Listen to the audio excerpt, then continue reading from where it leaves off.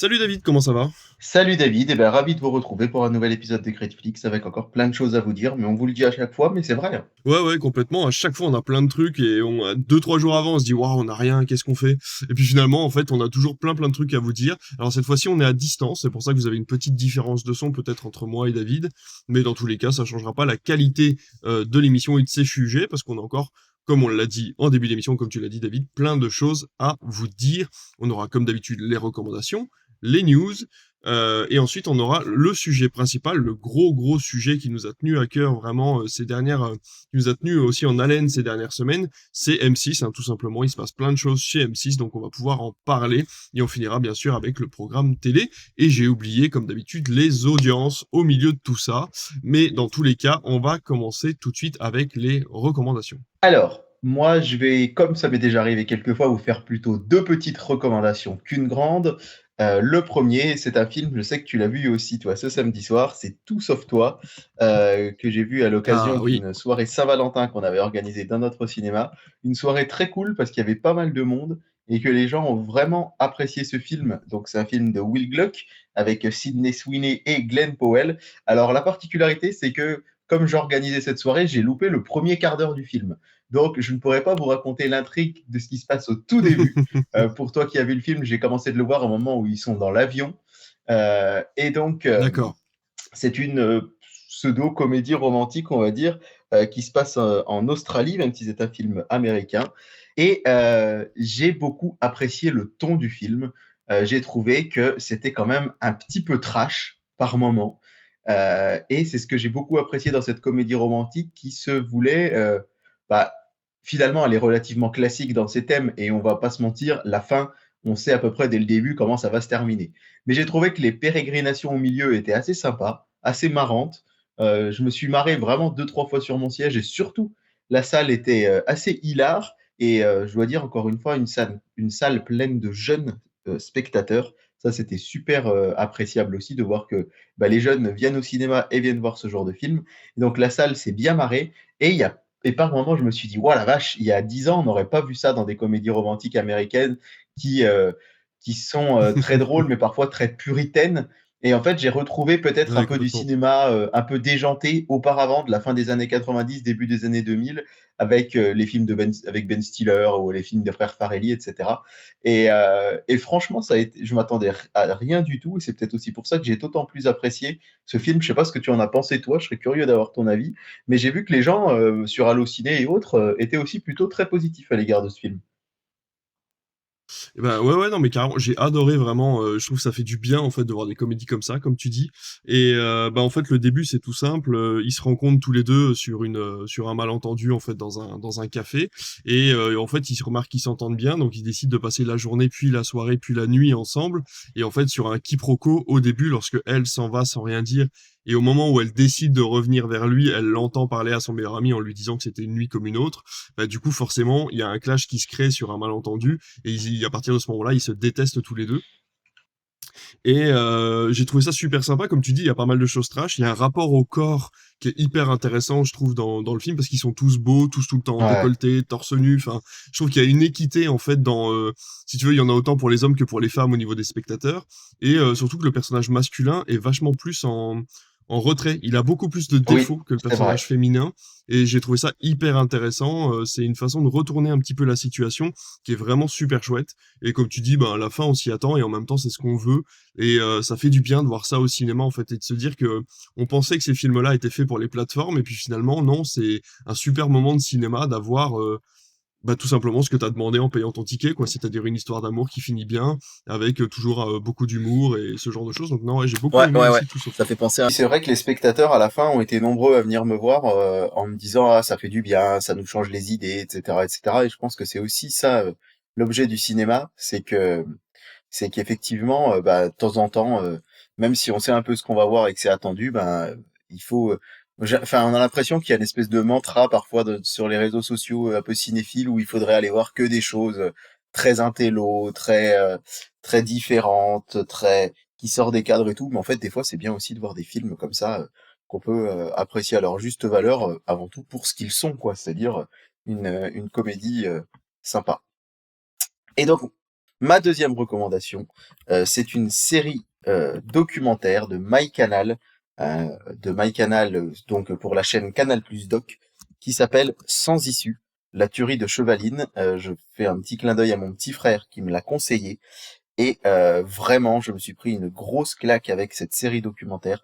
C'est 6 épisodes de 30 minutes et ça raconte l'histoire vraie de la tuerie de Chevaline qui a eu lieu en 2012. Je ne sais pas si ça vous parle, chers auditeurs, mais rapidement, hein, sur une route de montagne, pas très loin d'Annecy, en Haute-Savoie, on va retrouver une voiture avec à l'intérieur 3 personnes qui vont être mortes, un mari, sa femme et la maman. Et on va retrouver à côté de la voiture une petite fille qui s'est fait tirer dessus par balle, mais qui n'est pas morte, qui va être sauvée. Et quelques heures plus tard, alors qu'on est en train de faire des investigations dans la voiture, on va se rendre compte qu'il y avait une deuxième petite fille qui s'est cachée sous les jupes, enfin sous la robe de sa maman morte, et qui est restée comme ça pendant des heures, complètement tétanisée, et qui est absolument indemne. À côté de ça, il y a un cycliste qui est tué aussi. Et en fait, cette série, ce crime-là est considéré aujourd'hui comme un des plus grands, comment dirais-je, une des plus grandes affaires, un des plus grands mystères criminels qu'ait connu la France. Ce sont des Anglais en plus qui ont été tués, et on voit en fait que il y a plein de pistes. Des pistes autour de la famille. On pense que le cycliste il passait là par hasard et qu'il a été tué juste parce qu'il a vu les tueurs, mais peut-être que non, peut-être qu'en fait c'était le cycliste qui était visé. Enfin bref, en plus d'être une affaire criminelle absolument passionnante, c'est réalisé et filmé de manière absolument remarquable. On a l'impression de voir un film noir plus qu'un documentaire. C'est très très bien filmé, le travail de graphisme et de reconstitution des scènes. Vraiment, c'est tout sauf ce qui pourrait être parfois un peu cheap, hein, dans certaines émissions criminelles de W9 ou d'énergie 12. Là, on est vraiment dans du documentaire stricto sensu, avec vraiment cette manière incroyable de filmer. Et vraiment, c'est une série qui est sortie fin d'année 2023, qui a été encensée par la critique. Et voilà, mon frère m'a dit, écoute, je l'ai regardé, il faut absolument que tu jettes un œil à ça. Et franchement, je n'ai pas été déçu du tout. Donc ça s'appelle Sans issue, la tuerie de Chevaline. C'est disponible sur MyCanal et c'est diffusé régulièrement sur la chaîne Canal+ Doc. Ok, bah écoute, je suis pas trop dans ce genre de documentaire, mais là tu me donnes Bah, bien envie d'aller y jeter un œil, si donc t'as je vais peut-être avoir si la t'as curiosité de l'occasion, c'est regarder, ouais. 6 épisodes de 25 à 30 minutes.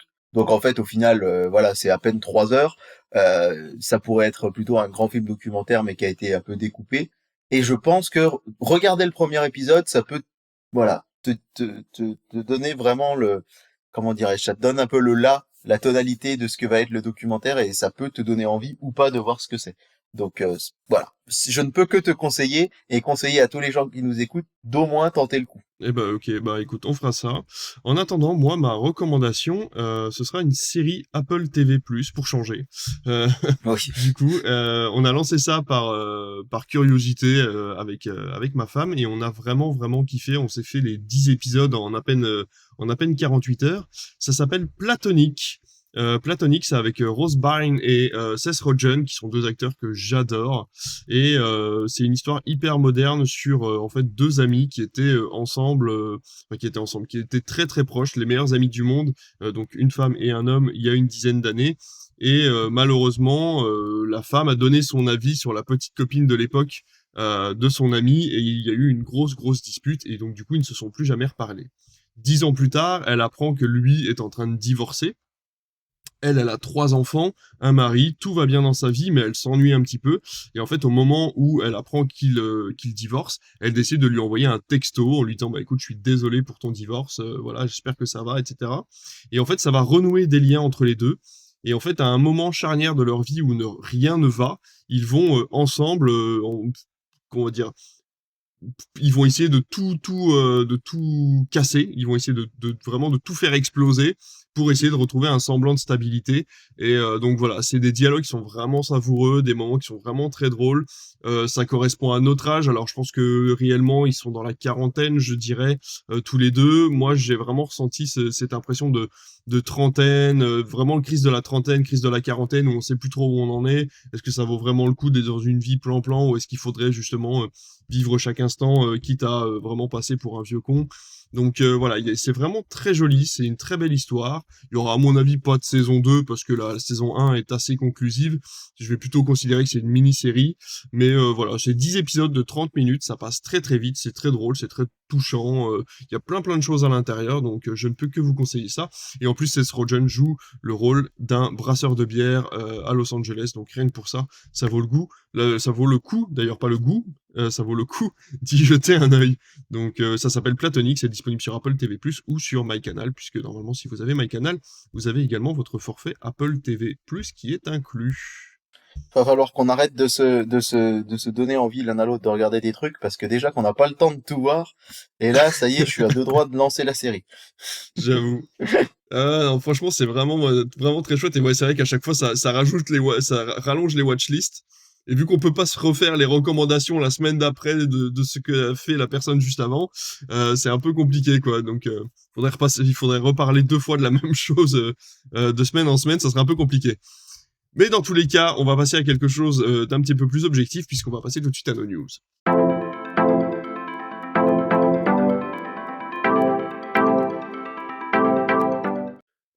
David, tu avais préparé des petites news. Est-ce que tu peux nous en dire une? Et puis comme ça, moi j'enchaînerai et on va en faire une sur l'autre en quinconce, dirons-nous, chacun notre tour. Eh bien, allons en quinconce, allons en quinconce. Je vais commencer par, alors évidemment, la grande nouvelle qui a chamboulé le monde des médias la semaine dernière, c'est le départ de Nicolas de Taverneau de M6. Forcément. Mais ça, on y viendra tout à l'heure. Je vais parler de l'autre nouvelle quand même qui a aussi secoué le monde du petit écran. C'est cette décision du Conseil d'État qui a été rendue le 13 février, donc mardi dernier, sur le pluralisme et l'indépendance de l'information, puisque le Conseil d'État a demandé à l'Arcom de se prononcer à nouveau sur le respect par la chaîne CNews, chaîne du groupe Canal, de ses obligations. Je vous lis mot pour mot ce qui est écrit sur le site conseil-état.fr, donc on ne peut pas être plus proche de ce qui a été dit. Saisi par l'association Reporters sans frontières, le Conseil d'État juge que, pour apprécier le respect par une chaîne de télévision, quelle qu'elle soit, du pluralisme de l'information, l'Arcom doit prendre en compte la diversité des courants de pensée et d'opinion représentés par l'ensemble des participants au programme diffusé, y compris les chroniqueurs, animateurs et invités, et pas uniquement le temps d'intervention de personnalités politiques. Le Conseil d'État juge également que l'Arcom doit s'assurer de l'indépendance de l'information au sein de la chaîne, en tenant compte de l'ensemble de ses conditions de fonctionnement et des caractéristiques de sa programmation, et pas seulement à partir de la séquence d'un extrait d'un programme particulier. Faute d'avoir examiné tous ces aspects, l'Arcom devra réexaminer sous 6 mois la demande de mise en demeure à l'encontre de CNews formulée par l'association, en tenant compte des précisions apportées par le Conseil d'État sur la portée des obligations prévues par la loi. Concrètement, que reproche le Reporters sans frontières au Conseil d'État qui du coup saisit l'Arcom, c'est que CNews, cette chaîne du groupe Canal, soit une chaîne trop marquée politiquement et soit devenue un média d'opinion plus que d'information. Alors, petite historique, on rappelle que CNews, avant CNews, c'était la chaîne iTélé, Information Télé, chaîne du groupe Canal+, déjà, et qu'une grève historique a eu lieu il y a 8 ans, je crois, sur iTélé, pendant des semaines et des semaines, tous les journalistes, enfin pas tous les journalistes, mais une grande partie des journalistes et des équipes techniques ont été en grève, et finalement, il y a eu un plan de départ volontaire, et tous ceux qui sont restés ont accepté de participer à cette création d'une nouvelle chaîne, CNews. Alors évidemment, l'analogie avec le Fox News américain n'est jamais très loin. Bien sûr. Et aujourd'hui, CNews, c'est la numéro 1 depuis la fin d'année des chaînes d'information. C'est une chaîne donc de Canal+, chaîne du groupe Bolloré. Et là où c'est vrai que les chaînes, la chaîne Canal+, on va dire, et toutes les chaînes du groupe qui sont en payant, en version payante sur l'ex-Canalsat, en fait, toutes les chaînes dont on vous parle, Canal+, Canal+, Doc, Canal+, Sport, Canal+, Box Office, et puis toutes les chaînes, etc., sont des chaînes qui sont plutôt neutres. Eh bien, c'est vrai que côté CNews et C8, on a pu constater que il y avait quand même une opinion générale qui s'en dégageait. C'est vrai que CNews est taxée d'être une chaîne plutôt idéologiquement à droite, voire pour certains très à droite, et que la plupart des chroniqueurs et des animateurs ne se cachent pas de leurs idées sur l'immigration par exemple, ou sur les différentes lois proposées par le gouvernement, ou sur les courants de pensée à gauche. Et donc, le risque, et ce qu'ont très peur les journalistes de CNews, c'est que leur propre temps de parole à eux et de leurs chroniqueurs soit décompté. On rappelle qu'il doit y avoir une forme d'équité, alors une égalité juste pendant les élections, c'est-à-dire que pendant les élections, il doit y avoir autant de temps de parole pour tous les candidats à la seconde près, et hors du contexte électoral, là par contre on doit avoir une équité, c'est-à-dire qu'on n'est pas à la seconde près, mais il faut pas que le différentiel soit énorme. Ouais. Et donc c'est vrai que sur CNews, eh bien si tous les journalistes ou tous les animateurs qui vont avoir des propos plutôt côté droite, voire très à droite, sont décomptés, ça va être difficile de rééquilibrer l'antenne. Rappelons par exemple que Philippe de Villiers, ce n'est pas lui faire offense que de dire qu'il est à droite et voire même très très à droite, a sa propre émission de télé sur CNews qui s'appelle Face à Philippe de Villiers, où en fait un journaliste lui pose des questions sur l'actualité et pendant 1 heure, Philippe de Villiers va découler ses idées qui sont les siennes. Et d'ailleurs, cette émission est aussi diffusée sur Europe 1, puisque rappelons qu'Europe 1 est une radio du groupe Bolloré.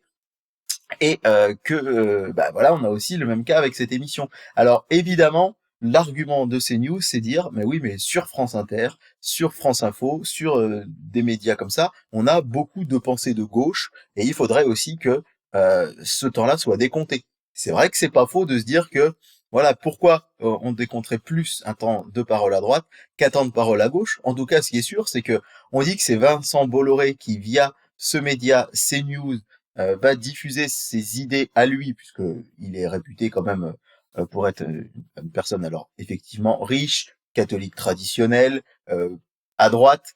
Mais je pense qu'au-delà de ça, c'est aussi une machine à cash énorme pour le groupe Canal. Ils vont sur un terrain où en fait personne n'est actuellement. Et du coup, en allant sur ce terrain-là, eh bien, ils touchent toute une frange de la population qui a ses idées politiques et qui n'avait pas de médias sur lesquels elle s'exprimait. Et ça se prouve par les chiffres.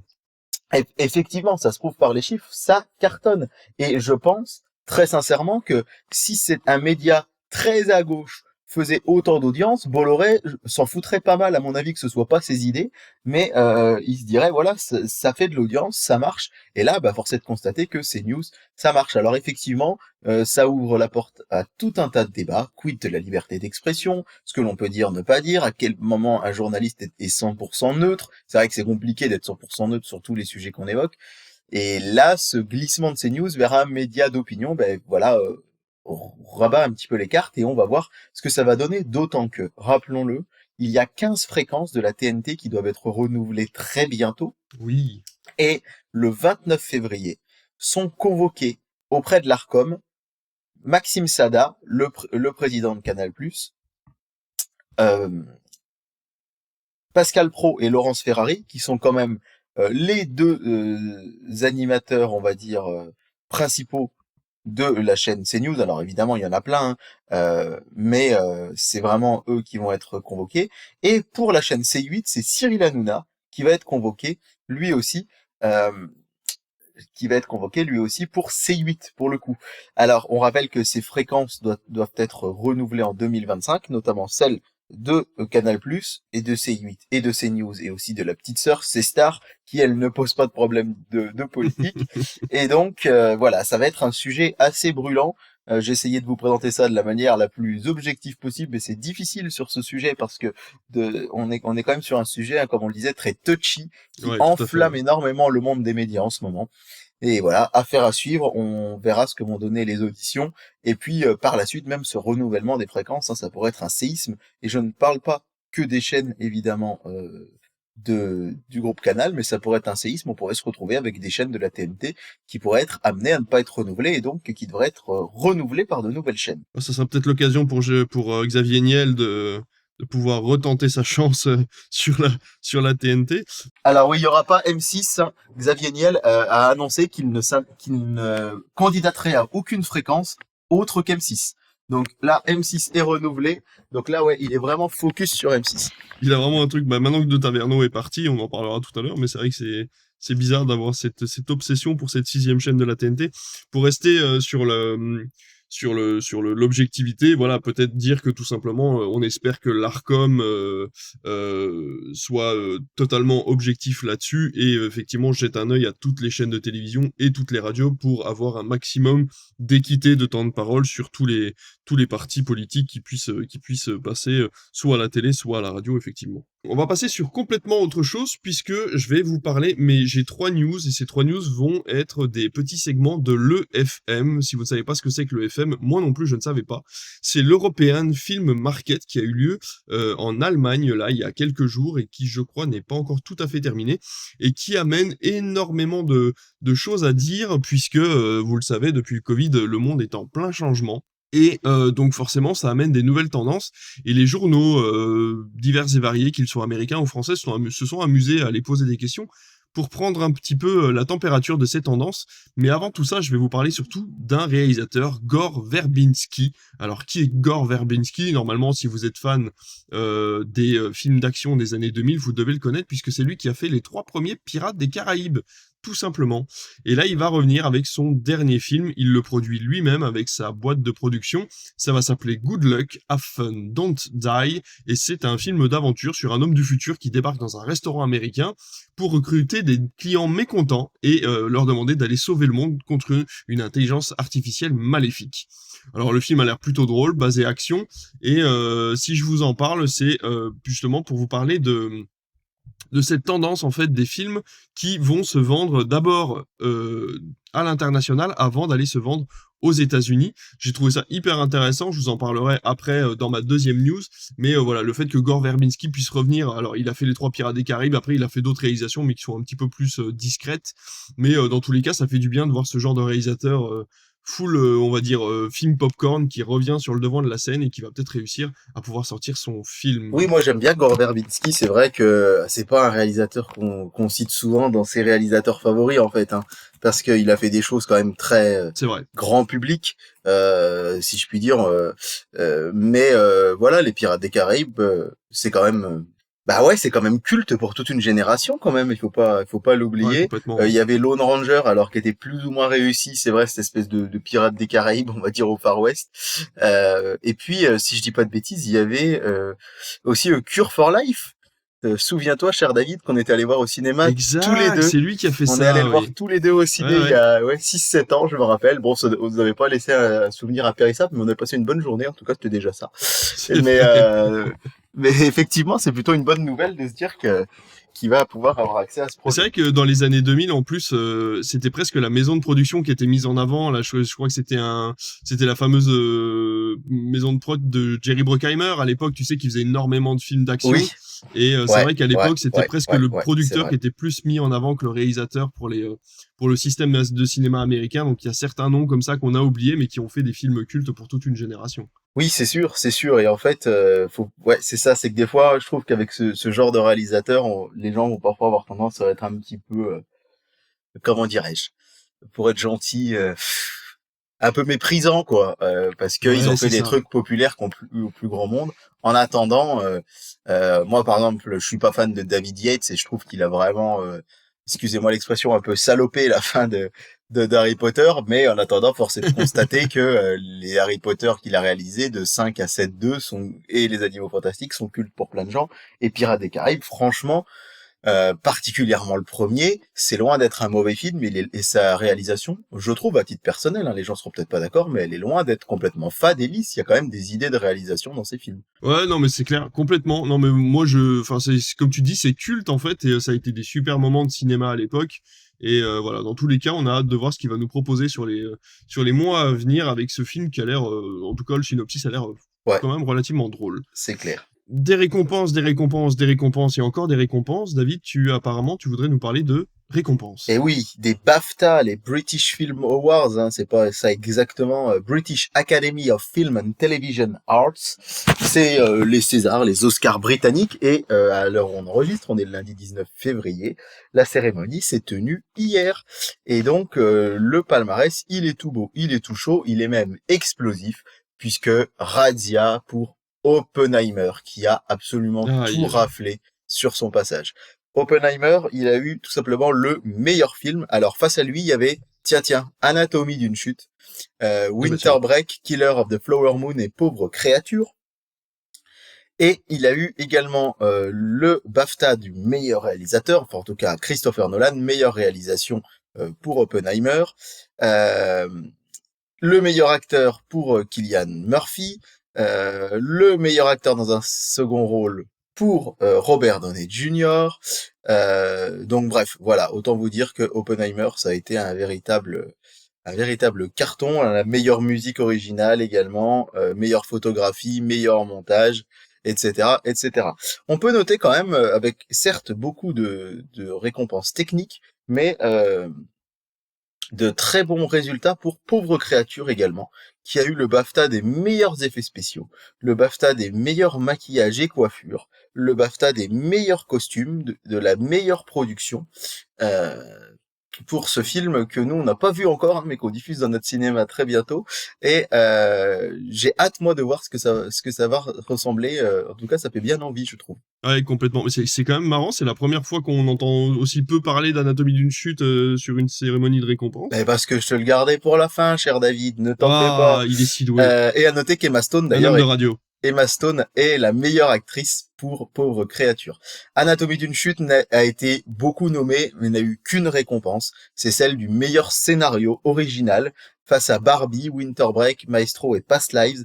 Mais bon voilà, il a eu un seul prix, mais il en a quand même eu un. Et à noter que on est quand même chez les Anglais et que le meilleur film britannique, c'est La Zone d'intérêt, qui a obtenu ce titre. Alors face à elle, il y avait le fameux Napoléon quand même de Ridley Scott qui était nommé. Il y avait Wonka aussi, on n'oublie pas que c'est un film anglais, et puis plein d'autres films, hein, style Stallburg, The Old Oak, ou là aussi encore ce pauvre créature. Bref, vous l'aurez compris, Oppenheimer qui a tout cartonné sur son passage. On a aussi Winter Break qui a eu quelques prix, mais c'est vraiment une cérémonie qui a mis en avant le film de Christopher Nolan. Et enfin, pour terminer, je vous dirais que le meilleur film d'animation a été attribué au Garçon et le héros de Miyazaki. C'était presque prévisible sur le film d'animation.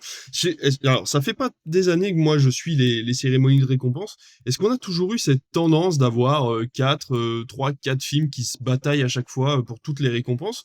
Ou d'habitude il y a un peu plus de variété? Parce que là j'ai l'impression que quand même ça se bataille entre Barbie, Oppenheimer, Anatomie d'une chute, mais que il y a quand même très peu de variations et de variantes dans toutes ces cérémonies, quoi. C'est vrai que c'est toujours un peu comme ça, en fait. C'est marrant de voir qu'on a ce côté, comment dirais-je, on a l'impression qu'il y a vraiment 2, 3 films qui se battent en duel. Alors là, c'est vrai qu'en ce moment, c'est vraiment Oppenheimer, Anatomie d'une chute, euh, La zone Pauvre d'intérêt, créature. Pauvre créature, etc., etc. Mais en tout cas, c'est vrai enfin, je suis assez d'accord avec toi. On a souvent ça. Il y a des fois où vraiment on a un film qui va avoir une hégémonie énorme et qui va vraiment tout rafler sur son passage. Et là, c'est vrai que j'ai vraiment très hâte de voir le palmarès des Oscars et de voir si Anatomie d'une chute va avoir un retour parce que franchement, euh, enfin, je le redis tout le temps, hein, mais le fait que le gouvernement se soit dit, oh non, ça vaut pas le coup de l'envoyer aux Oscars, on va envoyer La Passion de Dodin Bouffant et qu'en fait il se retrouve nommé partout, c'est quand même un sacré pied de nez, je trouve. Ouais, c'est clair. On a hâte de voir ce que ça peut donner, franchement, parce que ça peut être une belle réussite pour le cinéma français, pour une réalisatrice aussi, parce qu'il faut pas l'oublier, c'est quand même une réalisatrice qui a fait Anatomie d'une chute et la consécration est totale pour une femme et ça fait des années qu'on le demande et ça fait du bien de voir que on met enfin une femme sur le devant de la scène. Et puis petit parallèle, c'est vrai que avec ma news tout à l'heure sur CNews, etc., le discours de Justine Triet, par exemple, qui a beaucoup fait parler au César contre la réforme des retraites, contre le gouvernement, un discours qui est quand même très à gauche pour le coup, et ça C'est vrai. n'empêche pas le groupe Canal de faire une pub énorme sur le film. Gérald Brice-Viré, qui est le président des antennes de Canal, a encore loué ce film en disant que Canal+ était hyper fier de l'avoir financé en grande partie. C'est pour dire que voilà, il faut aussi sortir un petit peu de cette idée que le groupe Canal, c'est que CNews et que c'est qu'axé là-dessus. En fait, il y a aussi des choses qui sont aussi politiquement complètement, parce que je veux dire, Anatomie d'une chute s'est fait défoncer sur CNews et pourtant c'est un film Canal+, et pour le coup Canal le promeut énormément en ce moment, et en fait Canal rêverait que le film ait l'Oscar, c'est quand même pas arrivé très souvent qu'une production Canal+ ait l'Oscar du meilleur film. Donc voilà, c'est aussi important, je pense, de modérer tous les propos autour de tout ça. On repart du côté de l'EFM, donc comme je vous en ai parlé, il y a une tendance au changement dans les ventes de gros films. Alors on le sait hein, depuis des années normalement, enfin en tout cas c'est l'idée qu'on a en tête, en tout cas c'est l'idée que moi j'avais en tête, c'est que aux États-Unis c'était vraiment le territoire favori des producteurs souhaitant vendre des films gros budget quoi. C'est vraiment là-bas que on allait avoir les plus gros scripts avec les plus gros budgets, les plus gros acteurs. Et alors, apparemment, il semblerait que le marché du film européen de Berlin ait plutôt prouvé l'inverse cette année. Les maisons de production ont présenté des projets en cours, ou pas encore tout à fait terminés en écriture, en vendant les droits de production à des producteurs et des distributeurs européens avant de finaliser le film aux États-Unis. Alors qu'à l'inverse, en fait, il y a beaucoup de petites productions indépendantes qui ont réussi à boucler leur budget sur la totalité du territoire américain, alors que d'habitude, ils étaient obligés d'aller sur les territoires européens, français ou allemands, par exemple, pour pouvoir avoir la suite de leur financement et pouvoir financer complètement le film. Alors évidemment, ça c'est à cause des grèves, hein, principalement les grèves qui ont eu lieu l'année dernière et qui ont créé des trous en fait dans les caisses et aussi dans les calendriers. Et donc en fait, les grosses productions maintenant, enfin les gros producteurs plutôt, ont une crainte envers les projets qui sont trop gros et qui pourraient faire perdre de l'argent. Surtout qu'il y a toujours l'ombre d'une nouvelle grève aux États-Unis qui plane sur les studios. Il y a par exemple le projet de Cillian Murphy, produit par Matt Damon et par Ben Affleck, qui a d'abord été vendu sur le marché international et qui par exemple ne s'est pas encore vendu sur le territoire américain, que ça soit au cinéma et sur les plateformes. Alors je trouve cette tendance hyper intéressante. Ça prouve encore une fois, et ça marche avec la tendance dont on parlait il y a quelques semaines sur la lassitude par exemple des films de super-héros. En fait, le public américain, même le public international en général, en a peut-être marre finalement de ces films à gros budget. Ouais, c'était un vaste sujet. Et puis au-delà de ça, en t'écoutant, ça m'a rappelé aussi qu'en fait, il y a des films, et parce que je pense évidemment à Bad Girl, des films prêts, des films finis, et qui ne sortiront peut-être aussi jamais parce qu'ils ne trouvent pas de preneur. Et ça, c'est incroyable, hein. Il y a cette histoire du film sur le coyote des Looney Tunes qui devait sortir. Acme vs Ouais, Coyote, Acme vs Coyote, qui au final a été produit par Warner. Warner a décidé de pas le vendre. Netflix, Amazon et Apple ont fait des offres. Apparemment, l'offre de Netflix, en plus, elle était très importante. Mais selon les studios, c'était non. Les projections, il y avait des pré-projections de tests, ont été excellentissimes. Les gens ont adoré le film. Et en fait, il sortira jamais. Et c'est vrai qu'en fait, on se dit que c'est fou. avec Ta News, et puis je mets ça en exergue un petit peu à côté, mais en fait, on se rend compte qu'on est loin des canaux traditionnels qui existaient jusqu'à il y a encore une dizaine d'années où, bon bah, un film sort, euh, il passe au cinéma, il est diffusé à la télé, il sort en DVD, enfin voilà quoi. Et là, en fait, on se rend compte que maintenant, même quand un film est terminé, eh ben, il est possible qu'on ne le voit jamais. C'est quand même assez incroyable. Ouais, c'est fou, c'est vraiment un truc qu'on a, enfin moi en tout cas d'aussi loin que je me rappelle, j'ai jamais entendu parler de ça. On a un film d'Halle Berry sur Netflix qui devait sortir, enfin avec Halle Berry, qui devait sortir et qui finalement ne sortira pas. La directrice des programmes a annoncé qu'il valait mieux que le public ne voit pas ça. Alors c'est vrai que c'est quand même assez particulier parce qu'une fois qu'on a quand même payer finalement pour créer un contenu ou payer pour créer un film, c'est quand même assez bizarre de la part des producteurs de ne pas vouloir le sortir du tout.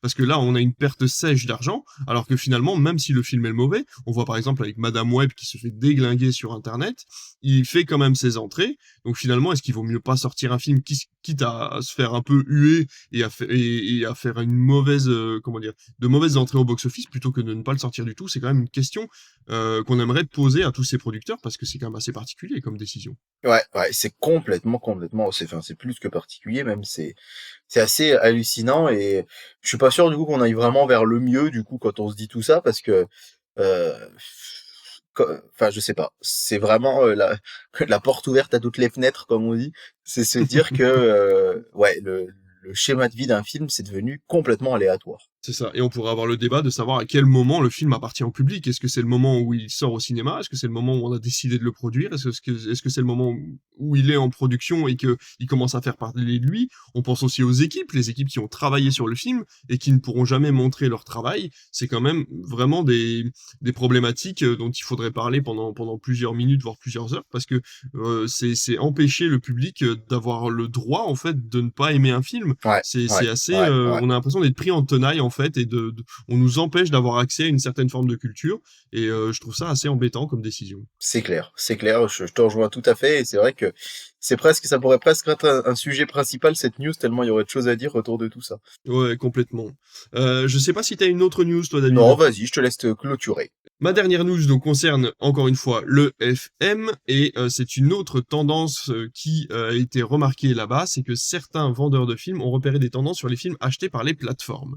Les gros films d'action n'ont pour eux plus de valeur en salle et sont des pépites à vendre sur les plateformes, alors que, par exemple, les vendeurs parlent de l'échec du dernier film de Liam Neeson qui n'a rapporté que 7 millions de dollars, ou encore Expandable 4 et 17 millions de dollars donc au cinéma en salle, alors que, par exemple, des films comme Past Live de Céline Song ou Anatomie d'une chute ont un potentiel plus important au cinéma. Donc c'est marrant parce que moi j'aurais dit franchement l'inverse, Bah ouais. mais en fait dans tous les cas, même si Netflix et Amazon ont acheté des exclusivités à Sundance, qui est quand même le festival du film indépendant aux États-Unis pour des sommes astronomiques, il semblerait que les enveloppes en fait sont de plus en plus petites et que certains projets se verraient financiers cette fois-ci par plusieurs plateformes, annulant les exclusivités, mais en baissant à ce moment-là apparemment les tendances ne baisseraient pas le nombre de vues par plateforme. Donc ce serait donc un lissage en fait du paysage pour qu'on puisse avoir plusieurs films sur plusieurs un film sur plusieurs plateformes différentes, et apparemment ça ne baisserait pas le nombre de visionnages par plateforme. Ça paraît plutôt intéressant en fait comme tendance, c'est-à-dire que maintenant en fait plusieurs plateformes vont se mettre sur un projet, vont acheter un même projet, et ce projet va se retrouver sur plusieurs plateformes en même temps, pas forcément à la même date de sortie, mais on le voit en France déjà avec les chaînes de télévision qui participent au financement avec les plateformes de certaines séries. On l'a vu avec Cœur Noir, ou encore avec Vortex, où Netflix a participé. Ouais. Ça a été d'abord diffusé sur France Télévisions, et ensuite c'est disponible sur la plateforme Netflix, et inversement, par exemple, Les Gouttes de Dieu, qui est disponible en ce moment sur Apple TV, et qui sera dans l'année 2024 diffusé sur les chaînes de France Télévisions.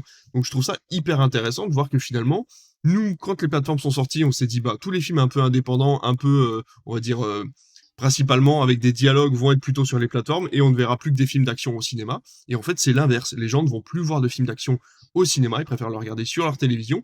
Par contre, on va dire que la catégorie, attention, hein, je n'essaye pas de créer des problèmes, mais on va dire la catégorie plutôt cinéphile va vouloir continuer à aller au cinéma pour voir des films un petit peu plus artistiques, entre guillemets, comme Past Live ou justement Anatomie d'une chute. Donc voilà, c'est une news qui est super intéressante, et je trouve ça marrant de voir que finalement le marché s'adapte depuis le Covid et depuis les grèves assez rapidement, quoi. Oui, c'est sûr. Et puis, en fait, il y a aussi ce partenariat entre les plateformes, comme tu le disais. En fait, ça fait longtemps qu'on en parle sur Netflix, mais vous verrez qu'on va y arriver tout doucement, hein. On disait qu'il y a de plus en plus de plateformes, que les gens ne s'abonnent pas à tout, et que petit à petit, en fait, on risque d'avoir peut-être d'avoir un contenu qui va être de plus en plus proche d'une plateforme à l'autre, parce que les gens vont pas avoir le choix que s'ils veulent arriver à continuer à financer ces projets, de s'allier un petit peu, en fait. Et du coup, je trouve ça aussi hyper intéressant à ce niveau-là, c'est de se dire, quel va être l'avenir des plateformes dans quelques années? Est-ce qu'on en aura toujours autant? Est-ce qu'elles vont toujours continuer à produire des exclusivités?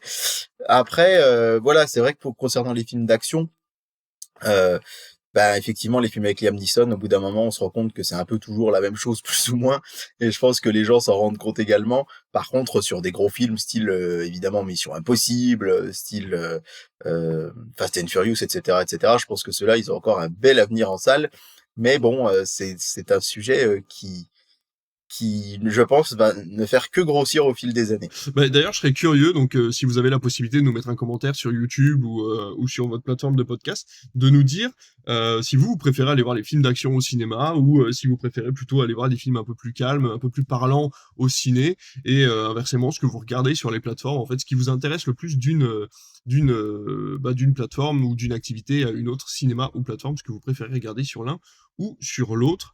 Moi, je sais que je vais voir un peu de tout en fonction de ce que j'ai envie de voir, et c'est vrai qu'il n'y a pas vraiment, j'ai pas l'impression d'avoir une tendance particulière à ce niveau-là. C'est vrai que moi, je me souviens que avant de fréquenter très régulièrement les salles de cinéma comme je le fais maintenant, souvent, quand je voyais un film passer le dimanche soir sur TF1, je me rappelle de films style Die Hard, des choses comme ça, je me disais oh la vache, je l'ai vraiment loupé au cinéma celui-là, c'est dommage.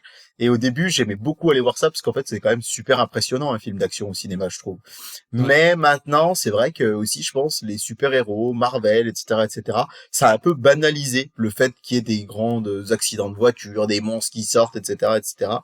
Ouais, du coup, je suis un peu moins enthousiaste, mais je vais quand même en voir de temps en temps et c'est quand même cool, quoi. Donc bon, je pense que tous les styles de cinéma, moi, à mon avis, ont leur place en salle et c'est important. J'ai regardé une vidéo ce matin que je vous conseille sur YouTube qui s'appelle Pourquoi les films Netflix sont-ils nuls de Adam Bros.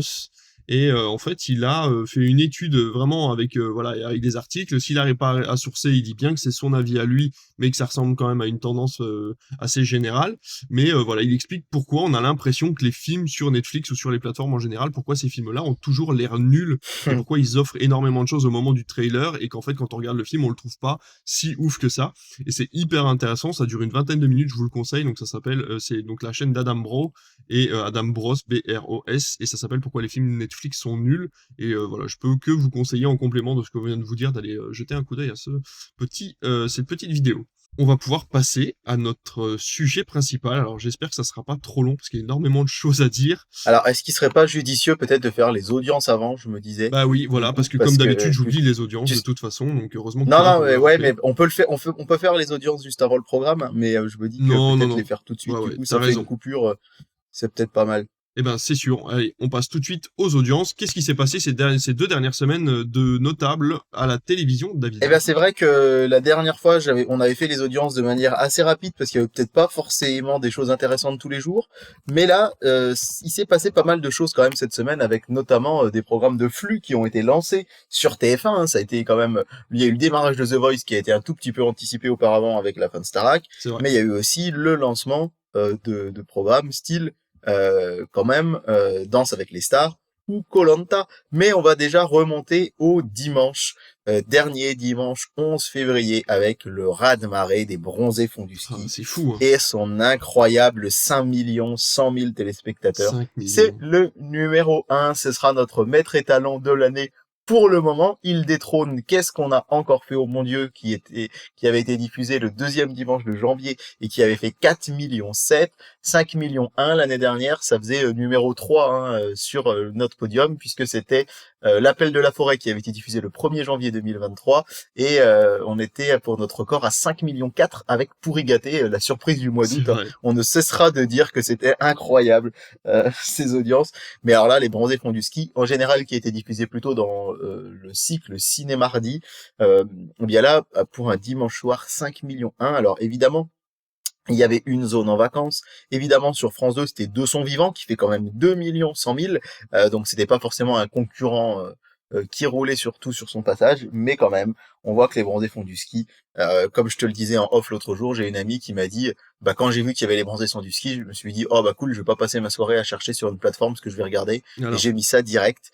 Et en fait, je pense que beaucoup de gens, alors il y a évidemment ce phénomène de film doudou dont nous parlait bah Manuel oui. Alduy une fois, qui est assez vrai, mais c'est vrai que je pense qu'il y a beaucoup de gens, les gens, j'entends de plus en plus dire autour de moi, ça me saoule de chercher sur une plateforme ce que je vais C'est ça. regarder, et du coup, bah sur la télé, on se pose pas la question. Ah bah tiens, il y a ça, on va regarder ça, et du coup, 5 millions 1, c'est énorme, hein. C'est vraiment, vraiment énorme, et à noter ce soir-là quand même le Loup de Wall Street qui fait presque 1 million 2 sur Arte, alors certes c'est la 5e place, hein, puisque entre Deux sont vivants et le Loup de Wall Street, il y a Enquête à haut risque sur France 3 et Zone interdite sur M6, mais quand même, le Loup de Wall Street marche très très bien. La Grande Muraille, 800 000 sur TFX. Et on avait aussi 800 000 téléspectateurs sur W9 pour la finale de la Coupe d'Afrique des Nations de football, la victoire de la Côte d'Ivoire face au Nigeria. Donc il y a quand même du monde à la télé dimanche, quoi. Il y a du monde devant la télé Ah ouais, dimanche. ouais, ouais, ouais, ouais, ouais, ouais. Il y a quand même énormément de monde. Le lendemain, lundi dernier, lundi 12 février, il faut noter quand même, parce qu'on dit souvent en ce moment que M6, ça marche pas fort, et ben quand même 4 millions 20 000 Ouais, téléspectateurs pour les Baudins. c'est Les fou. Baudins enquêtent en Corse. Alors les Baudins, qui sont évidemment hyper populaires, ça plaît beaucoup, mais alors là, 4 millions pour M6 un lundi soir. C'est plus que les primes de L'amour est dans le pré qui sont diffusés en fin d'année tout le temps sur ce créneau-là. Et t'as des retours de la qualité du programme? Est-ce que les gens ont été contents ou pas? Tu sais pas? T'as pas eu de Ouais, retour? alors j'ai vu que pour le coup les programmes télé et tout étaient vraiment critiques sur la qualité du programme. Euh, mais dans mon entourage, il y en a pas énormément, mais je connais notamment un couple qui est très fan des Baudins et Mhm. qui m'a dit bah c'était super cool parce qu'en fait on aime tellement les personnages qu'on les a vus là du coup interagir dans un nouvel environnement en fait, et c'est ce qui leur a plu finalement. Ouais. C'est de se dire bon ben voilà, on a vu les Baudins comme on les avait pas vus depuis longtemps, et voilà. Donc en fait, je pense qu'il arrive un moment où la qualité c'est presque secondaire. C'est vraiment se dire bon bah voilà, on a vu un film et puis Oui. Et puis encore une fois, c'est un phénomène de région, quoi. Donc c'est vrai que si c'est des journaux plutôt oui oui parisiens qui comprennent pas trop le ouais. phénomène, c'est difficile pour eux de juger en fait, hein. Et ça, on le dit souvent, et c'est vrai que voilà, ça reste quand même très populaire en région. Par contre, ce qui a pas fait sourire du tout TF1, c'est le score de La Tribu. Ils ont quand même cette série, ils l'ont présentée en grande pompe. Si vous regardez un peu les programmes du groupe TF1, on a vu les bandes annonces, mais moi j'avais l'impression de voir que ça en fait. Je me Ouais, disais mais c'est c'est pas vrai. possible. Et j'avais presque envie d'essayer. D'ailleurs, on s'était dit qu'on essaierait peut-être. Bon, je vais pas essayer. Bah moi non plus. Et et en fait, ça a quand même plutôt bidé, seulement 2 millions, hein. C'est pas terrible, Alors pour terrible. TF1, c'est La pas chaîne est terrible, non. deuxième, juste devant l'Enchanteur sur France 2 et Adopte un veuf avec 1,7 million. Bah, c'est vrai que c'est une grosse déception, mais encore une fois, carton pour les Baudins. J'ai oublié de vous dire, par contre, alors je remonte un peu dans le temps, je voulais vous donner aussi les audiences du vendredi d'avant, le vendredi 9, pour vous dire quand même que il y avait plusieurs événements, mais c'est pas un événement qu'a gagné, c'est Cassandre sur France 3, 3 millions 3, mais il y avait plusieurs événements, il y avait le grand concours, les 20 ans, le grand concours, cette émission culte de TF1, on oublie de dire que le grand concours, à l'origine, c'était une émission pour des enfants, c'est des enfants qui Oui, c'est vrai. participaient au grand concours. Et là, c'est devenu vite le grand concours des animateurs et le grand concours des grosses têtes à l'époque de Philippe Bouvard. Et en fait, là, c'était les 20 ans et c'était cool parce que on a retrouvé Carole Rousseau et Laurence Boccolini à la présentation, qui sont les présentatrices historiques, hein. C'est Arthur qui présente maintenant. Il manquait juste Alessandra Sublet qui ne s'est pas rendue disponible. Et ça a fait quand même 2,5 millions pour un vendredi soir, ce qui était pas mal du tout. En face, en fait, tout le monde était content un peu ce soir-là parce que France 3 a gagné. Les victoires de la musique, 2 millions 2 sur France 2, Ah, donc c'est pas c'était mal. franchement pas mal du tout pour les victoires de la musique, qui quand même, on va dire, parfois ne mettent pas forcément à l'honneur des styles musicaux forcément hyper C'est populaires, on vrai. va dire. Donc c'est pas mal du tout. Et puis chez M6, on était très content parce que on a quand même fait 1,7 million avec Free Guy, le film avec Ryan Reynolds. Et c'est vrai qu'en fait, moi j'ai lu à droite à gauche qu'M6 avait les droits de diffusion et s'attendait pas à grand chose, qu'il l'avait placé un peu comme ça le vendredi pour voir. Et en fait, au final, il s'attendait à 1,1 million, 1,2 million, et en fait 1,7 million, c'est plutôt cool, je trouve, hein, pour ce film qui était assez feel good. Je sais qu'il y a des gens qui l'ont détesté. Moi, je m'étais bien marré Oh, devant. j'avais bien aimé, ouais. Sur C'est pas prise de tête. Ouais, ça reste un sujet. Je veux dire, voilà, on parle d'un personnage de la PNJ, de jeux vidéo. C'est pas Mhm. un truc non plus hyper grand public, quoi. Et donc, bravo. Et puis, notez l'hommage de France 5 à Robert Badinter qui avait fait 7 millions, pardon, 786 000 téléspectateurs. 7 millions, je pense qu'ils auraient été très contents. Oui, je Mais pense aussi. c'est pas tout à fait ça. Mardi 13 février, lancement de koh. Alors koh 3 millions 6 en tête des audiences, mais à égalité avec les Pénac sur France 3, 3 millions 6 également, et c'est le plus faible démarrage pour une saison de koh de l'histoire. Alors évidemment, beaucoup de gens vont vous dire, et peut-être à juste titre, hein, que TF1 se tire une balle dans le pied en diffusant koh le mardi, puisque historiquement c'était le vendredi, et le vendredi il faisait des 5 millions, 6 millions, 7 millions. Mais là, voilà, en laissant koh le mardi, et puis bah peut-être que les gens se lassent un peu du concept. Faut Oui, il y a rappeler que peut-être une l'émission, petite moi je me fatigue, ouais. rappelle, j'étais en cinquième hein, quand la saison 1 a été diffusée. Alors certains programmes ne s'usent pas, ne s'usent jamais. On pense à Fort Boyard qui cartonne tous les étés sur Ouais. France 2. Puis d'autres peut-être voilà s'usent un petit peu plus, et c'est peut-être le cas de koh. Ça reste correct, ils sont leaders à égalité. Mais c'est vrai que les analystes des audiences ont beaucoup dit que c'était pas terrible, terrible. Mais est-ce qu'encore une fois, c'est pas le... Alors, c'est une tendance c'est complètement personnel, hein, ce que je vais dire. Mais est-ce que les gens en ont pas marre, en fait, de la compétition? Est-ce qu'il n'y a pas ce côté un petit peu... Enfin, on est toujours les uns contre les autres dans la vie réelle. Est-ce Ouais. qu'on a peut-être envie de voir des gens qui se serrent les coudes dans nos émissions de télé plutôt que des gens qui se tirent la bourre pour être les premiers, quoi? Je pense qu'effectivement, les gens sont peut-être un peu lassés de ce principe de télé-réalité. En fait, pourquoi les gens continuent d'aimer Pékin Express, par exemple, ou ce genre d'émission, c'est que les candidats se tirent pas trop dans les pattes, finalement. C'est Il y a ça. des tensions, mais le but, c'est quand même la course et la découverte du patrimoine du pays, des gens, etc., etc. Koh-Lanta, on est quand même, c'est vrai, encore sur un style de télé-réalité un petit peu à l'ancienne. Mm. Ce soir-là, sur M6, décidément abonné à 1,6 million avec Beaux-Parents qui fait le même score exactement que Free Guy. Et par contre, c'est France 2 qui se casse la binette avec Tout le monde joue avec la mémoire. Seulement 1,2 million de téléspectateurs mardi 13 février. Ah oui.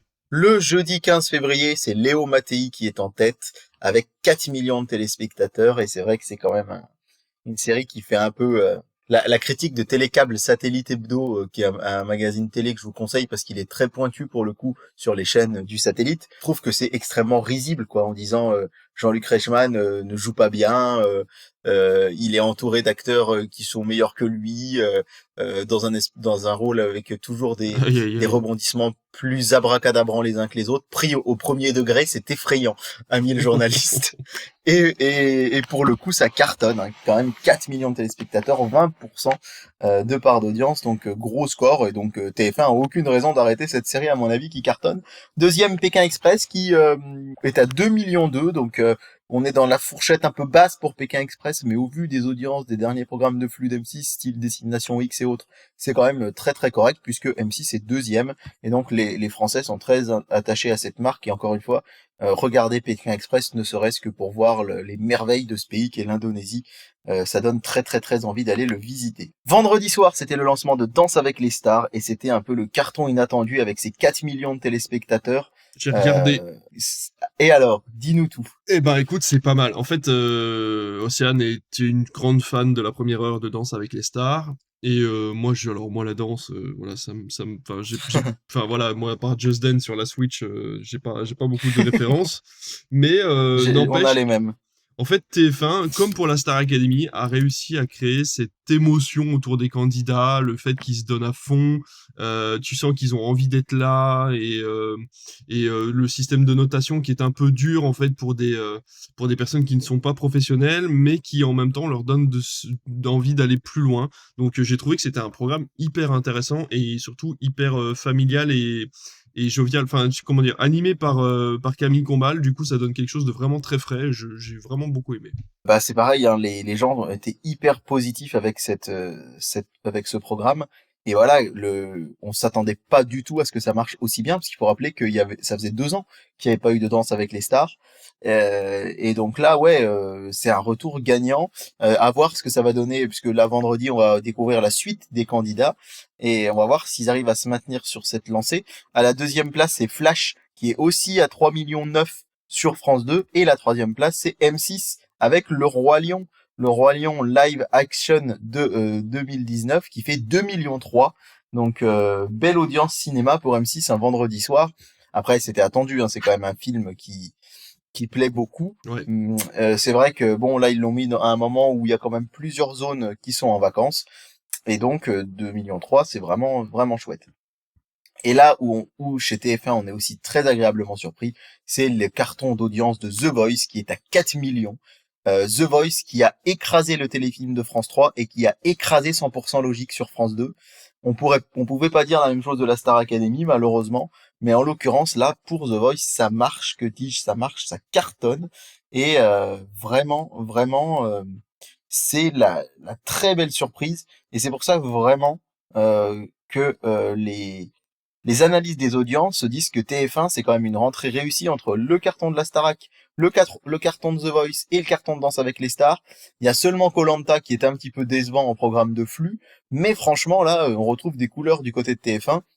100% Logique, on l'avait dit, hein, commence à s'user un petit Eh peu. oui. 2,8 millions, d'autant que sur les réseaux sociaux, là, des gens ont remarqué que les questions qui étaient données aux participants étaient les mêmes que ceux qui Aïe, avaient été aïe, posés l'année dernière dans aïe. la version anglaise, en fait. Oh là Ils ont là. découvert que c'était les mêmes que la version anglaise, et là, en fait, bah, visiblement, sur les forums de participants à des jeux, les gens, ils ont dit, mais poncez les émissions anglaises, en fait, regardez les Ouais, c'est replays ça. des émissions anglaises, et vous allez avoir les réponses. On l'a dit, 100% Logique, c'est une émission géniale, c'est une émission qui cartonne, mais ils sont en train de nous user C'est ça. le concept jusqu'à la corde. Allez-y, mollo, les gars, mollo, mollo, mollo. Mais quand même, The Voice 4 millions, Meurtre à Nancy 3 millions 2 et 100% logique 2 millions 8 devant Bianca sur M6, Blanca pardon, qui est à seulement 1 million 1. Et enfin, on va terminer avec le duel de dimanche soir. As-tu vu les audiences d'hier soir, cher David? Non, je me suis caché ça. À ton avis, Shang-Chi ou Au nom de la Terre en tête? J'espère Shang-Chi parce que j'étais devant hier soir, mais ça m'étonnerait. Eh bien, David, tu fais partie des leaders, hein, puisque Ah, Shang-Chi a fait un très bon score. C'est un très bon score pour un film Marvel, puisqu'on est à plus de 3 millions 2 très bien. pour Shang-Chi et la légende des 10 anneaux. C'était un film inédit. Première diffusion à la télé. Alors certes, c'est pas les 5 millions des bronzés, mais ça permet à TF1 d'être largement leader de la soirée. Deuxième place, Association criminelle, 2 millions 6, c'était sur France 3, et Au nom de la Terre n'est que troisième, avec 2 millions 2, puis Capital 1 million 6, et Chocolat sur Arte 1 million 100. Ah. Depuis que Arte a lancé cette case du dimanche soir peut-être un tout petit peu plus populaire, on va dire, eh bien ça marche, et ça marche même très fort. Mais très très beau score de Shang-Chi, j'ai vu sur les réseaux en plus que t'as apprécié le fait de pouvoir le revoir. Ouais, complètement. En plus, je l'ai montré à mon fils, du coup, c'était quasiment son premier Marvel, en fait. Et je trouve ça vraiment chouette parce que, il a pas eu besoin d'en avoir vu d'autres. C'est un film qui est complètement indépendant du reste. Et il y a une jolie morale, il y a du kung-fu à l'intérieur. Donc lui, il était au taquet, en mode ninja et tout ça. Et voilà, donc je l'ai dit sur Twitter, mais moi, je trouve que le film est vraiment bien. Le revisionnage que j'ai eu hier soir m'a vraiment montré que finalement Marvel ça pouvait être ça aussi, quoi, des films qui étaient indépendants les uns des autres et que ça marchait aussi très bien comme ça, quoi. Je sais que toi tu l'as moins apprécié, mais voilà, et en tout cas sur les réseaux il y a pas mal de gens qui m'ont suivi sur mon raisonnement. Ouais, en tout cas, c'est vraiment un beau score. Et puis, bah, tu vois, comme tu le dis, tu l'aurais sans doute pas montré à ton fils, je pense, s'il avait eu école le lendemain, quoi. Mm. Donc, c'est clairement une très bonne idée d'avoir diffusé ça pendant les vacances. Ouais. Et donc, je termine avec deux petites news audience pour dire que ça continue de bien se passer pour Bonjour, qui tourne toujours autour de 270, 290 000, 300 000 téléspectateurs. Bien. On rappelle que l'objectif de TF1, c'est à l'été 2025 d'être à 10% de part de marché.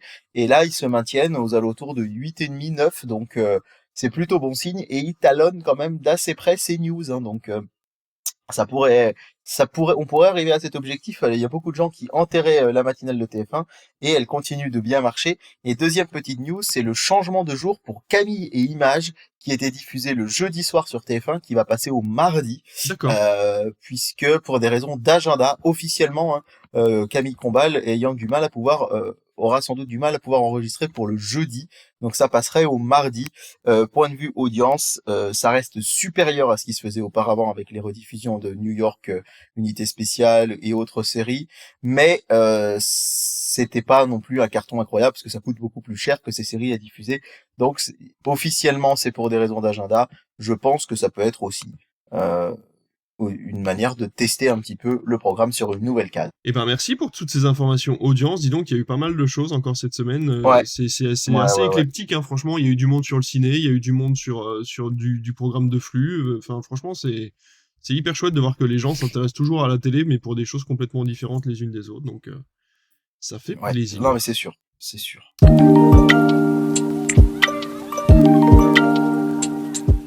On va pouvoir passer à notre sujet principal cette fois-ci, et on va vous parler de tout ce qui s'est passé ces derniers temps sur M6, à commencer bien évidemment par le départ de son PDG, directeur, oui, président, de ce président du directoire même, qui est le président directeur de M6, Monsieur de Taverneau, qui était là depuis le début en plus. Bref. Je rappelle quand même que M6, c'est une chaîne qui a été créée en 1987. Donc c'est quelque chose qui est plus vieux que nous, cher David. Hein, oui. Il y en a de moins en moins. Mais qui est pas si vieux finalement. C'est pas si vieux que ça.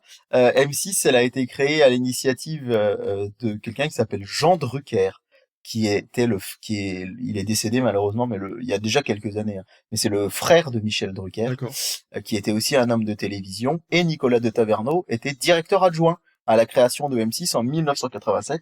Donc, il a toujours été à la direction de cette chaîne. Donc, c'est assez incroyable. Et il avait annoncé son départ pour avril 2025.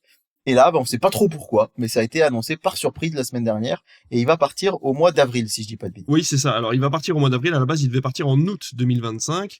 Et donc, il explique que en fait, plusieurs fois, ça a été repoussé. Son départ, ça faisait un moment qu'il voulait partir. Mais il y a eu le projet de fusion avec TF1, donc qui a duré longtemps, puis finalement qui s'est pas fait. Donc, ils ont dû restabiliser tout ça.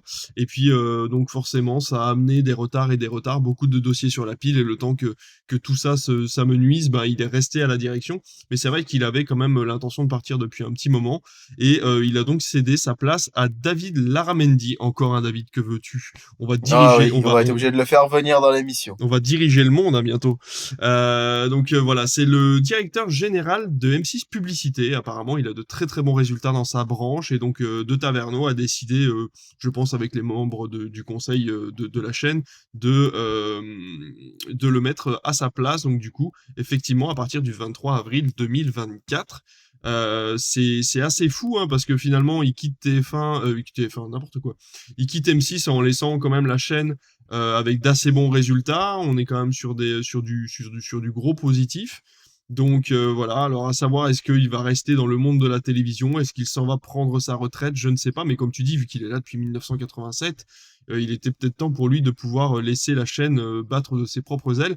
Surtout qu'on a l'arrivée le 6 mars prochain de la nouvelle plateforme d'M6. Alors je suis sûr que tu ne devineras jamais le nom de la plateforme. Ah, moi je me dis que j'ai hâte qu'un jour Canal+ devienne Canal++. Ou Canal Max. Ouais, c'est ça. Mais oui, je crois bien que ça va être M6+. Ce sera effectivement M6+. C'est toi qui m'avais envoyé cette news en plus, donc tout ça était bien sûr joué. On a un acting tous les deux qui est vraiment extraordinaire. Donc forcément, Évidemment. vous le savez, ça va s'appuyer sur la plateforme qui existe déjà, donc 6play, et ça va être modifié donc du coup en M6+, et ça va ressembler peu ou prou à ce que propose TF1 actuellement pour TF1+, c'est-à-dire une plateforme qui proposera des épisodes inédits de leurs émissions, des séries inédites qui ne seront pas diffusées en linéaire, ainsi qu'un catalogue de films qui sera ou non déjà diffusé sur les diverses chaînes du groupe M6. Donc voilà, encore une fois, ce sera gratuit avec des publicités ou à abonnement pour éviter les pubs.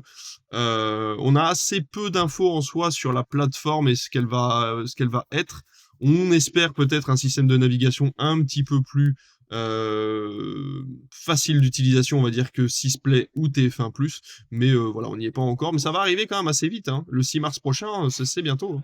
Ah bah oui, c'est dans 15 jours, et puis c'est vrai que, en fait, tout le monde est surpris par ce départ de Nicolas de Taverneau. Alors, il y en a même certains qui se sont dit, mais est-ce il se cache pas quelque chose derrière tout ça? Est-ce qu'il y a un scandale qui va éclater? Enfin voilà, évidemment, le complotisme a parfois de beaux jours devant lui, mais on sait pas finalement. C'est vrai que pourquoi avoir annoncé son départ pour avril 2025, il y a très longtemps, et finalement partir un an plus tôt?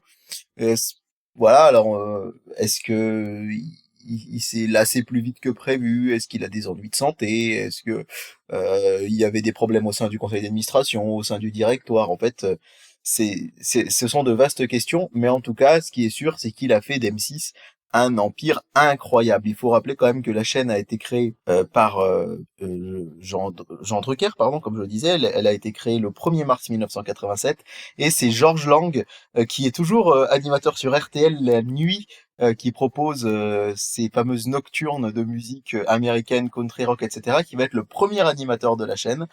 Et il faut savoir que à l'époque, quand elle est sortie, on l'appelait la chaîne de trop. Aïe, aïe, aïe. C'est-à-dire que vraiment, on voyait pas l'intérêt d'aller créer une chaîne supplémentaire, alors qu'aujourd'hui, ils s'en créent pas tous les jours. Oui, Bon, on en a quand même vous voyez 27 ce que je veux dire. gratuites qui se tirent la bourre, quoi, mais... On en a 27 gratuites qui se tirent 26, la pardon. bourre. Si on parle des chaînes fast à la Pluto TV, on en a aussi C'est tout le tour vrai. du ventre. Et en fait, c'était vraiment vu comme la chaîne de trop, et surtout qu'il y avait en face la 5, la chaîne qui a disparu en 1992, mais en 87. La 5, c'était quand même l'empire Berlusconi, Berlusconi, bien sûr. avec énormément d'animateurs stars qui étaient partis sur la 5. Et donc voilà, c'est devenu la chaîne de trop. Et puis c'est devenu petit à petit celle qu'on a appelée la petite chaîne qui monte, avec notamment en 93 l'arrivée le 21 novembre de Capital, le dimanche soir en prime time. de base, hein, Capital, ça existe depuis 1988, mais c'était diffusé le dimanche en deuxième partie de soirée. Et en fait, Capital va arriver en prime et ça va être un vrai, comment dirais-je, un vrai séisme parce que le dimanche soir, c'était le jour du cinéma à la télé et ça l'est Et toujours oui, c'est d'ailleurs vrai. aujourd'hui. Et on n'imaginait pas que ce type de programme, quand même, un programme qui traite de l'actualité économique. Alors aujourd'hui, Capital, ça traite toujours de l'actualité économique, mais de manière très grand Oui. public. À l'époque, c'était pas le cas, mais ça a été un des premiers signaux forts pour la chaîne. Ensuite, le 6 décembre 97, c'est la création de la fameuse trilogie du Ah, on samedi. l'aime cette trilogie du samedi. Le format américain qui a été diffusé donc ce soir-là avec Buffy contre les vampires, Le Caméléon, Charmed, Stargate qui vont y être diffusés. La chaîne cartonnait déjà avec une série cultissime et pour moi elle l'est, X-Files. Je me rappelle Ah oui, X-Files c'est quand vrai que c'est eux qui ont diffusé j'avais X-Files. 8-9 ans. Je regardais ça un peu en cachette le mercredi soir sur M6. Je disais à mes parents que j'allais dormir et en fait je regardais X-Files et à chaque fois je me disais oh je regarde ou je regarde pas, je sais que je vais flipper. Et à chaque fois ça manquait pas, je flippais ma race, mais c'était trop bien. Euh, et puis ensuite par la suite, hein, c'est vraiment devenu la chaîne des séries en France. Il faut rappeler quand même que NCIS a permis à M6 le vendredi soir quand NCIS était diffusé, M6 faisait 7 millions 9 en prime time en Et moyenne. oui, 7 millions 9 avec NCIS. C'est juste énorme. Desperate Housewives aussi qui était diffusé les jeudis exact. soirs. On a eu Bones, enfin bref, tout un tas de séries ultra cultes. Et puis évidemment, ce moment où Nicolas de Taverneau va avoir l'idée de génie le 26 avril 2001 de lancer Love Story. Ah Euh, oui. La télé-réalité arrive à la télé française, quoi. ouais. Alors il y avait une espèce d'accord tacite entre TF1 et M6 qui s'étaient engagés l'un et l'autre de ne pas diffuser le fameux Big Brother néerlandais sur leur Hmm. antenne. Et en fait, M6 l'a fait en cachette de TF1 et TF1 pour se venger va sortir quelques mois plus tard le premier Star Academy. Dites-vous bien que ce 26 avril 2001, la première émission du Loft a fait 7 millions 3 de téléspectateurs et 50% de part de Ah, c'est marché. fou. 50% de part de marché, la moitié des Français ont assisté à la victoire de Loana. C'est absolument énorme. Et puis donc après, ils vont lancer Popstar, Nouvelle Star, Super Nanny, Recherche appartement ou maison, DNCO, etc., etc. Et enfin, le 10 juillet 2016, c'est les 21 millions de téléspectateurs en prime pour la finale de Et l'Euro, oui. perdue par la France face au Portugal. Donc c'est dire si la chaîne de trop, la petite chaîne qui monte, est devenue aujourd'hui un incontournable de la télé. Parce qu'il faut rappeler que M6, c'est évidemment M6, mais à l'initiative de son président Nicolas de Taverneau. Alors déjà, la chaîne est entrée en bourse en septembre 1994, mais c'est un immense vivier de chaînes télé, puisque sur la TNT gratuite, c'est aussi W9, c'est aussi Sister, et on oublie parfois que c'est aussi Et Gulli, oui. mais c'est aussi sur les chaînes payantes séparées premières, c'est Eva, c'est M6 Musique, et depuis 2019, ils ont racheté toutes les chaînes du groupe Lagardère, donc c'est aussi donc Gulli qui est de cette chaîne du groupe Lagardère, mais également Canal J, RFM TV, MCM, MCM Top, euh, c'est un empire télévisuel énorme et à la radio c'est RTL, RTL2 et Fun Radio. Donc M6 c'est un véritable empire de la télévision, de la radio et des médias et qui aujourd'hui est absolument incontournable sur le marché. J'aimerais aussi rendre hommage à quelques chaînes de télé disparues du groupe, hein, Fun TV, la version Fun Radio qui a disparu en décembre 2008, M6 Musique Rock, Black et Club qui n'existe plus. Il y avait Girondin TV, parce qu'il faut rappeler qu'M6 a été acteur principal de l'équipe de foot des Girondins de Bordeaux, et puis de la cultissime, on a tendance à l'oublier, TF6. Je ne sais pas si tu te rappelles Oh de oui. TF6. Si, je me rappelle de TF6, TF6. c'était 50% TF1, 50% M6. C'était quand même une idée de génie de se dire les deux rivaux qui ne pouvaient pas se voir ont créé ensemble en décembre 2000 cette chaîne qui a disparu en 2014. En fait, c'était vraiment une des chaînes fer de lance de TPS à l'époque. Et puis M6 aujourd'hui c'est aussi Sisplay et c'est aussi la plateforme Gullimax. C'est le groupe de distribution au cinéma SND. Il faut pas Oui. l'oublier, ça aussi, hein. Et puis c'est aussi les films de la Suan, Epithet Film, Mandarin Film, qui sont des sous-filiales de SND, M6 Film, M6 Studio, M6 Vidéo, et donc SNT et SNC, c'est la gestion des droits audiovisuels des programmes du groupe M6. Et puis voilà, beaucoup de sites internet, hein, cuisineaz.com, le fameux radin.com qu'adore notre ami Nicolas de Taverneau, Passeport Santé, Minute Facile, M6 Météo, et c'est aussi Golden Moustache, hein, qui a été racheté par M6. Donc bref, C'est autant vrai. vous dire que M6 Foot, hein, donc qui gère, comme je le disais, les Girondins de Bordeaux. Bref, c'est un énorme empire, M6. Complètement, et c'est resté un empire en 2023 parce que j'ai quand même quelques chiffres du coup d'M6 et du groupe M6, donc chaîne de télévision ainsi que, comme tu l'as dit, le groupe de distribution et de production SND, qui enregistre quand même un chiffre d'affaires de 1,3 milliard en 2023. C'est en léger recul par rapport à 2022 de 0,7%, donc pas d'inquiétude. C'est surtout en fait une baisse qui a été imputée aux revenus publicitaires, hein, qui sont de 905 millions cette année, et donc qui est en recul de 2,2% par rapport à 2022, mais qui est en phase avec la tendance du marché. Il y a eu une baisse générale au niveau national en France du revenu publicitaire pour tout le monde, donc ça paraît finalement logique. Alors, ce qui est intéressant à savoir, c'est que le coût de la grille en 2023 pour M6 la grille de télévision, pardon, a été de 502 millions d'euros, et c'est un chiffre stable par rapport à 2022, malgré la diffusion de la Coupe du Monde féminine et de la Coupe du Monde de rugby. Ça ne leur a pas coûté si cher que ça, ou alors ils ont fait des économies sur autre chose, mais en tout cas, ils n'ont pas payé beaucoup plus cher en diffusion cette année par rapport à l'année dernière. Je trouvais ce chiffre hyper intéressant. Et donc voilà, après on a un recul annuel de 10,6% au niveau de alors ce qu'ils appellent l'EBITDA. Alors je suis en train de vous sortir des chiffres dont je n'ai même pas la signification, donc je vais m'arrêter là tout de suite. Et voilà, donc on a des résultats nets en progrès par contre de 45%. Et puis voilà, après les autres chiffres, je vais vous les épargner. Il y a quand même l'activité cinéma, donc qui a quand même généré 8,3 millions d'entrées dans les salles contre 6,2 millions il y a un an. Ça, c'est grâce à Miraculous, l'Abbé Pierre ou encore La Tresse, Les Âges de la Jungle 2 ou Les Blagues de Toto 2. Donc il y a eu pas mal de succès pour SND cette année, qui commence très bien 2024 puisque c'est eux qui distribuent Cocorico. Ouais, c'est ce que j'allais dire, hein, Donc c'est que ils vont pas baisser leurs revenus en 2024 sur ce sujet, à mon avis. non, et puis je pense qu'ils ont très très hâte de pouvoir le diffuser sur M6. Ça risque d'être très intéressant de voir les audiences du film donc dans 17 mois quand il sera diffusé sur M6, on suppose, hein, quand même, ils vont pas le diffuser à 13h sur Sister un mercredi Il y a après-midi, peu de chance, il y a peu de chance, effectivement. Et donc voilà, on en apprend un petit peu plus sur M6+, donc on proposera une offre gratuite de contenu puissant, accessible sur tous les écrans, et, je cite, offrant une expérience toujours plus innovante, portée par l'expertise de la filiale Bedrock, apparemment, qui appartient à M6 et qui renforcera de surcroît la proposition de valeur du groupe pour les annonceurs, c'est-à-dire que les publicités seront diffusées autant sur le linéaire que sur la plateforme, ce qui est le cas déjà pour TF1+.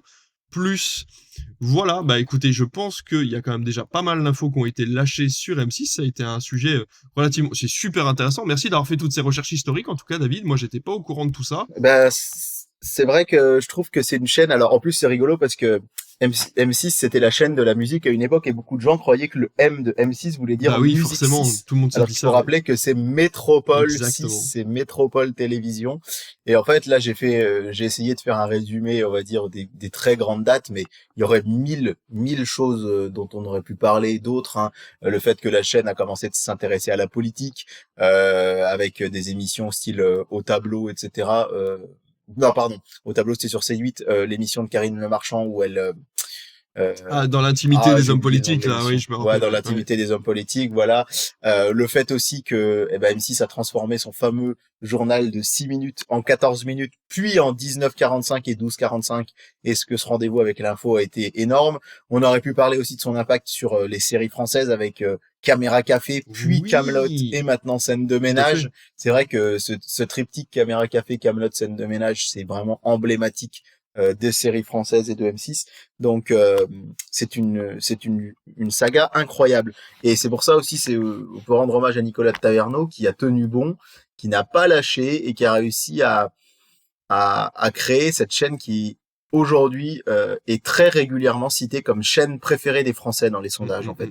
C'est-à-dire que tout le monde ne la regarde pas, mais les gens sont vraiment très très attachés à M6. Donc un grand bravo à eux.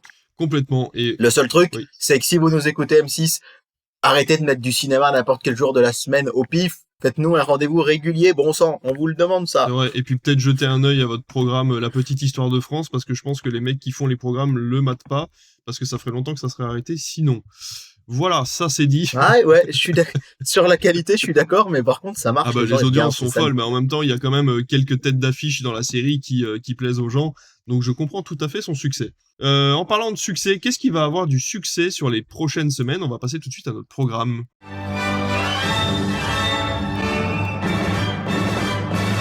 Alors, je pense que déjà notre podcast va être en tête des audiences comme d'habitude, Complètement. mais sinon, samedi 24 février, ce samedi-là, donc, on retrouve un petit peu la même chose, hein. The Voice sur TF1 face à 100% logique. Attention, sur France 3, Meurtre à Bayeux, ce sera un inédit. Ah, Donc, qui sait, à voir si ça va aller un petit peu plus que loin. va-t-il se Et passer à Bayeux? cinéma, ce sera Maloute sur France 4 de Eh Bruno oui, Dumont. puisque Un l'Empire film sort bientôt. complètement déjanté, et c'est aussi parce qu'effectivement l'Empire sort bientôt. Et sur Sister, le téléfilm Disney de la semaine, ce samedi, ce sera Aladdin et le roi des voleurs, que je n'avais jamais vu petit, que j'ai vu récemment et qui est quand même pas incroyable, de chez Incroyable, il ne faut pas se le cacher. Et dimanche soir, le duel du dimanche soir, David, bah là cette fois-ci Bah je peux non, on peut pas le deviner. je peux pas te le donner à distance, mais pour ses vacances avec un duel qui est assez intéressant, puisque TF1 va diffuser pour la première fois Tous en scène 2 Et oui, en prime time, film d'animation donc de Gareth Jennings et Christophe Lourdelet. C'est la suite évidemment du premier Tous en scène, qui raconte l'histoire de ces animaux qui, pour sauver un théâtre, vont monter une comédie musicale sur scène. Personnellement, ce numéro 2 pour moi c'est un merveilleux souvenir. J'avais beaucoup aimé le premier, mais le 2 est aussi super chouette. Le voir en salle en plus, tout c'était super cool. Et donc on rappelle que c'est un film Illumination, hein. ouais. Et en deuxième partie de soirée, on aura Shang-Chi. Pour les gens qui l'auraient manqué, Ah, ils pourront chouette. le rattraper Beau dimanche programme. prochain. Donc ça aussi c'est cool, parce que pour les vacances, voilà. Donc Tous en scène 2, personnellement, je sais pas toi ce que tu en penses, mais moi j'aime beaucoup. J'ai moins aimé le deuxième parce que j'ai trouvé qu'il y avait quand même des facilités scénaristiques. Bon, alors là, moi, je vous fais une étude de cinéphile alors que ça reste un dessin animé pour enfants. Mais ouais, je trouvais qu'il y avait quelques facilités scénaristiques et surtout, j'aimais pas la rythmique des chansons, le fait qu'elles étaient pas... Enfin, je sais pas comment expliquer ça, faudrait que je le revoie. Mais je me rappelle de la scène finale pendant le concert où finalement ils interrompaient les chansons. Et j'étais un peu moins fan. Ouais. Mais voilà, ça reste un super moment. De toute façon, les films Illumination, en dehors des Moi Moche et Méchant, moi je suis un grand fan. Je trouve qu'il y a toujours une belle morale à l'intérieur. Et voilà. Et alors, par contre, si, on mettra quand même de côté le star talent de Camille Combal sur une des voix de personnages qui était pas ouf. Mais voilà. Oui, c'est Mais vrai, après, c'est sinon, vrai. dans l'ensemble, le film se tient très bien et ce sera à ne pas rater, je pense, ce dimanche. Et en face, c'est une comédie que j'aime beaucoup. Et d'ailleurs, je l'ai confondu l'autre jour avec j'ai Avec oublié le Beaux-parents. titre. Avec Beaux-parents, voilà, puisque c'est Mes très chers Voilà, enfants celui-là, et oui, sur ça France y est, 2. on s'en rappelle de celui-là. Voilà, celui-là, il est sorti en 2020. J'aime beaucoup. C'est parce que c'est le même couple. Et C'est oui, c'est Didier ça. Bourdon en couple avec Josiane Balasco. Et là, le pitch du film qui est assez marrant, c'est que en fait, ce couple-là se rend compte qu'il n'aura pas ses enfants pour Noël. Tiens, ça peut nous rappeler un peu Noël Oui, joyeux. c'est vrai. Et du coup, en fait, ça fait un peu le déclic. Ils se disent que ils en ont marre de pas voir leur fille, etc., etc. Et du coup, ils vont faire croire qu'ils ont gagné au loto. Et du coup, ils vont vivre au-dessus de leurs moyens volontairement pour faire croire à leurs enfants qu'ils ont gagné au loto. Et du coup, les enfants vont vouloir les voir tout le temps. C'est assez cynique. C'est assez, c'est très drôle, mais en même temps, voilà, le message C'est un derrière est peu assez acide, cynique, ouais, et c'est pas mal. Hein. assez acide, et franchement, c'est un très très beau duel du dimanche soir. Je sais pas qui va gagner, parce que Tous en scène 2, ça reste un film d'animation, et on sait qu'une certaine frange de la population peut avoir du mal avec ce type de film. Et en face, on a quand même une comédie française très populaire, avec en plus Didier Bourdon qui actuellement cartonne en salle avec Cocorico. Donc, affaire à suivre, mais je pense que ça peut marcher. Donc je sais pas si tu veux te risquer un pronostic, mais moi j'avoue que je serais bien embêté de dire qui va gagner. Ben, moi aussi, j'aurais plutôt envie de te dire, effectivement, au vu des tendances qu'il y a sur les spectateurs au cinéma actuellement, je te dirais que ce serait plutôt France 2 qui gagnerait. Plutôt voilà, un public qui choisirait la chaîne de télévision irait plutôt vers une comédie familiale qu'un dessin animé, mais en même temps c'est les vacances et le pouvoir est quand même aux enfants sur ces périodes-là, donc il y a peut-être moyen que Tous en scène puisse gagner. Et d'ailleurs, Mes très chers enfants, c'est vrai qu'on aurait pu imaginer le voir plutôt sur TF1, mais non, c'était bien un film France Télévisions. Ah bah, c'est chouette. sur Arte, sur cette dynamique de film un peu plus populaire du dimanche soir, ce sera Le Dernier des Mohicans Et je l'ai de jamais vu, Michael ça. Mann avec Daniel Day-Lewis, et je ne l'ai jamais vu non plus. Je serai sur la route dimanche soir, donc je ne pourrai pas le voir, mais c'est vrai que ça peut être intéressant. On a les Morphalous sur C8 avec Belmondo, OSS 117, Rio ne rêvons plus, Ah, donc le numéro 2 sur W9, Charlie's Angel sur TFX, et on a une pièce de théâtre inédite c'est assez marrant, hein, sur France 4, c'est Vol Eddie Vol, c'est l'adaptation de Eddie the Eagle. Je sais pas si tu te rappelles de ce oui, film. bien sûr, sur en Afrique Sur du Sud, là, le sur le skieur. Sawaski. Ouais. Ouais. Eh bien, figure-toi que en ça sort en pièce de C'est théâtre fou. en prime sur Culture Ok. Box. C'est assez marrant de voir ça. Et puis vous dire que également ce soir-là, sur RTL 9, eh bien on va retrouver Night Run de Raume Colessera avec Liam Ah bah Neeson. tiens. Liam Neeson, décidément, il n'est jamais loin de nos dimanches soirs. Lundi sur TF1, la tribu ce sera terminé et on va retrouver le fameux téléfilm dont on vous en avait parlé, je crois, il y a un peu plus d'1 an, on vous avait dit qu'il était en tournage. C'est le Nounou avec Boudère et Florent Père. Je sais pas si tu t'en rappelles. Samir, 40 ans, vit encore chez sa mère dans le quartier où il a grandi et entraîne une équipe de foot. Sa vie bascule lorsque sa maman est hospitalisée et donc il va devoir devenir nounou. Je sais pas si tu t'en souviens, vous avez parlé de ce film-là, c'était au moment où TF1 avait annoncé Avenir avec Kev Adams, avait Ah, annoncé mais oui, Panda. Et exact. donc, le nounou, voilà, c'est avec Boudère, ce sera un one-shot. Je pense que c'est pas mal pendant les vacances, un lundi soir, on va dire en one shot, hein, voilà. Donc on va voir ce que ça va donner ce lundi 26 février. Rappelons qu'on aura 2 zones en vacances, la zone B, donc la nôtre, hein, le centre de la France plutôt, et Paris et Toulouse. Et on sait que très souvent les chaînes de télé sont calquées, hein, sur les vacances de Paris. Le film de France 3, alors il y aura L'Art du crime, hein, toujours sur France 2. Le film de France 3, ce sera Amant. Avec Pierre Ninet et Benoît Magimel, c'est un film qui était sorti en 2020, juste après le confinement. On n'avait pas dû le passer chez nous, je crois. Donc ça peut être assez intéressant de le découvrir. Et sur M6, en inédit, la fameuse École à remonter le temps. Ah, oui, ça Ça, c'est un m'intrigue, peu ça. Hein. l'événement de ces vacances. Et c'est vrai que ça m'intrigue aussi, donc à voir ce que ça va donner, ce programme qui permet à des jeunes de se retrouver à l'école, donc des années. Là, ce sera en l'occurrence 1950 pour le premier épisode et 1980 pour le deuxième. Et en deuxième partie de soirée, on aura La famille à remonter le temps, qui pour le coup va plutôt axé sur les années 80. Et à 1h du matin, Notre école en question, un documentaire. Donc c'est vous dire si la thématique va être forte toute la soirée sur M6.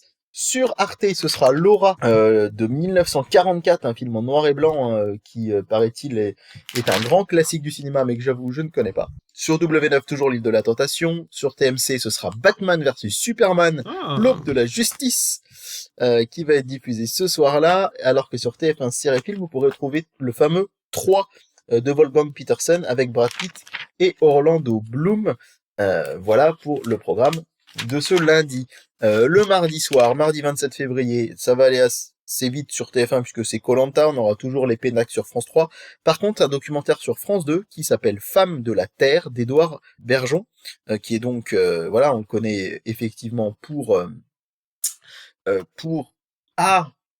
Au nom de la Terre, je vais y Oui, arriver. excuse-moi, je t'aide pas beaucoup Ce sur sera donc celle-là. un film documentaire sur des femmes agricultrices, Ok. qui risque d'être très Ah, intéressant. carrément.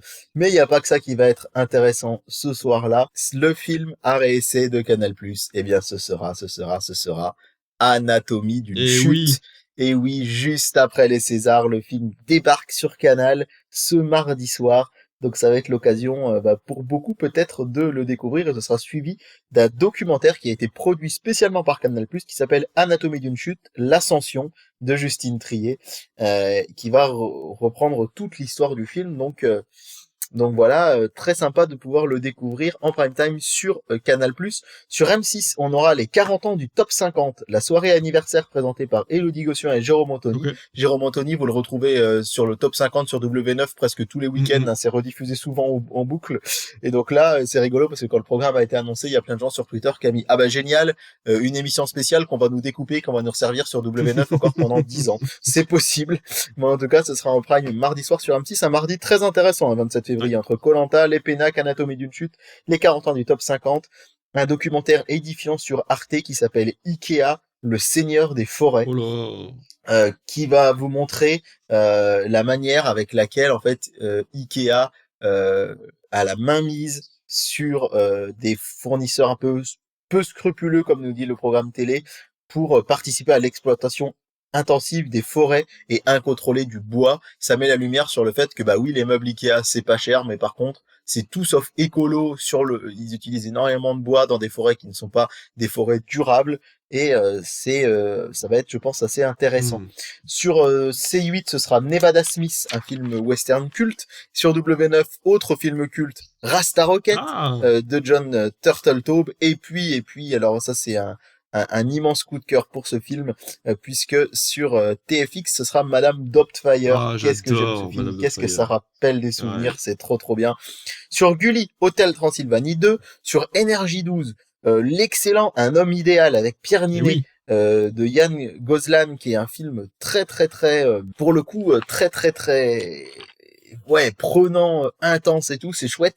On n'est pas loin d'être encore sur un Super Tuesday, mon cher David. Ah bah hein. complètement, ouais, je suis d'accord avec toi. Alors mercredi, The Resident, La vie rêvée des autres sur France 2, La traque des nazis sur France 3, La grande librairie sur France 5, Qui veut être mon associé sur M6, sauf que M6 pourrait diffuser la finale de la Ligue des Nations Et oui. féminine de football.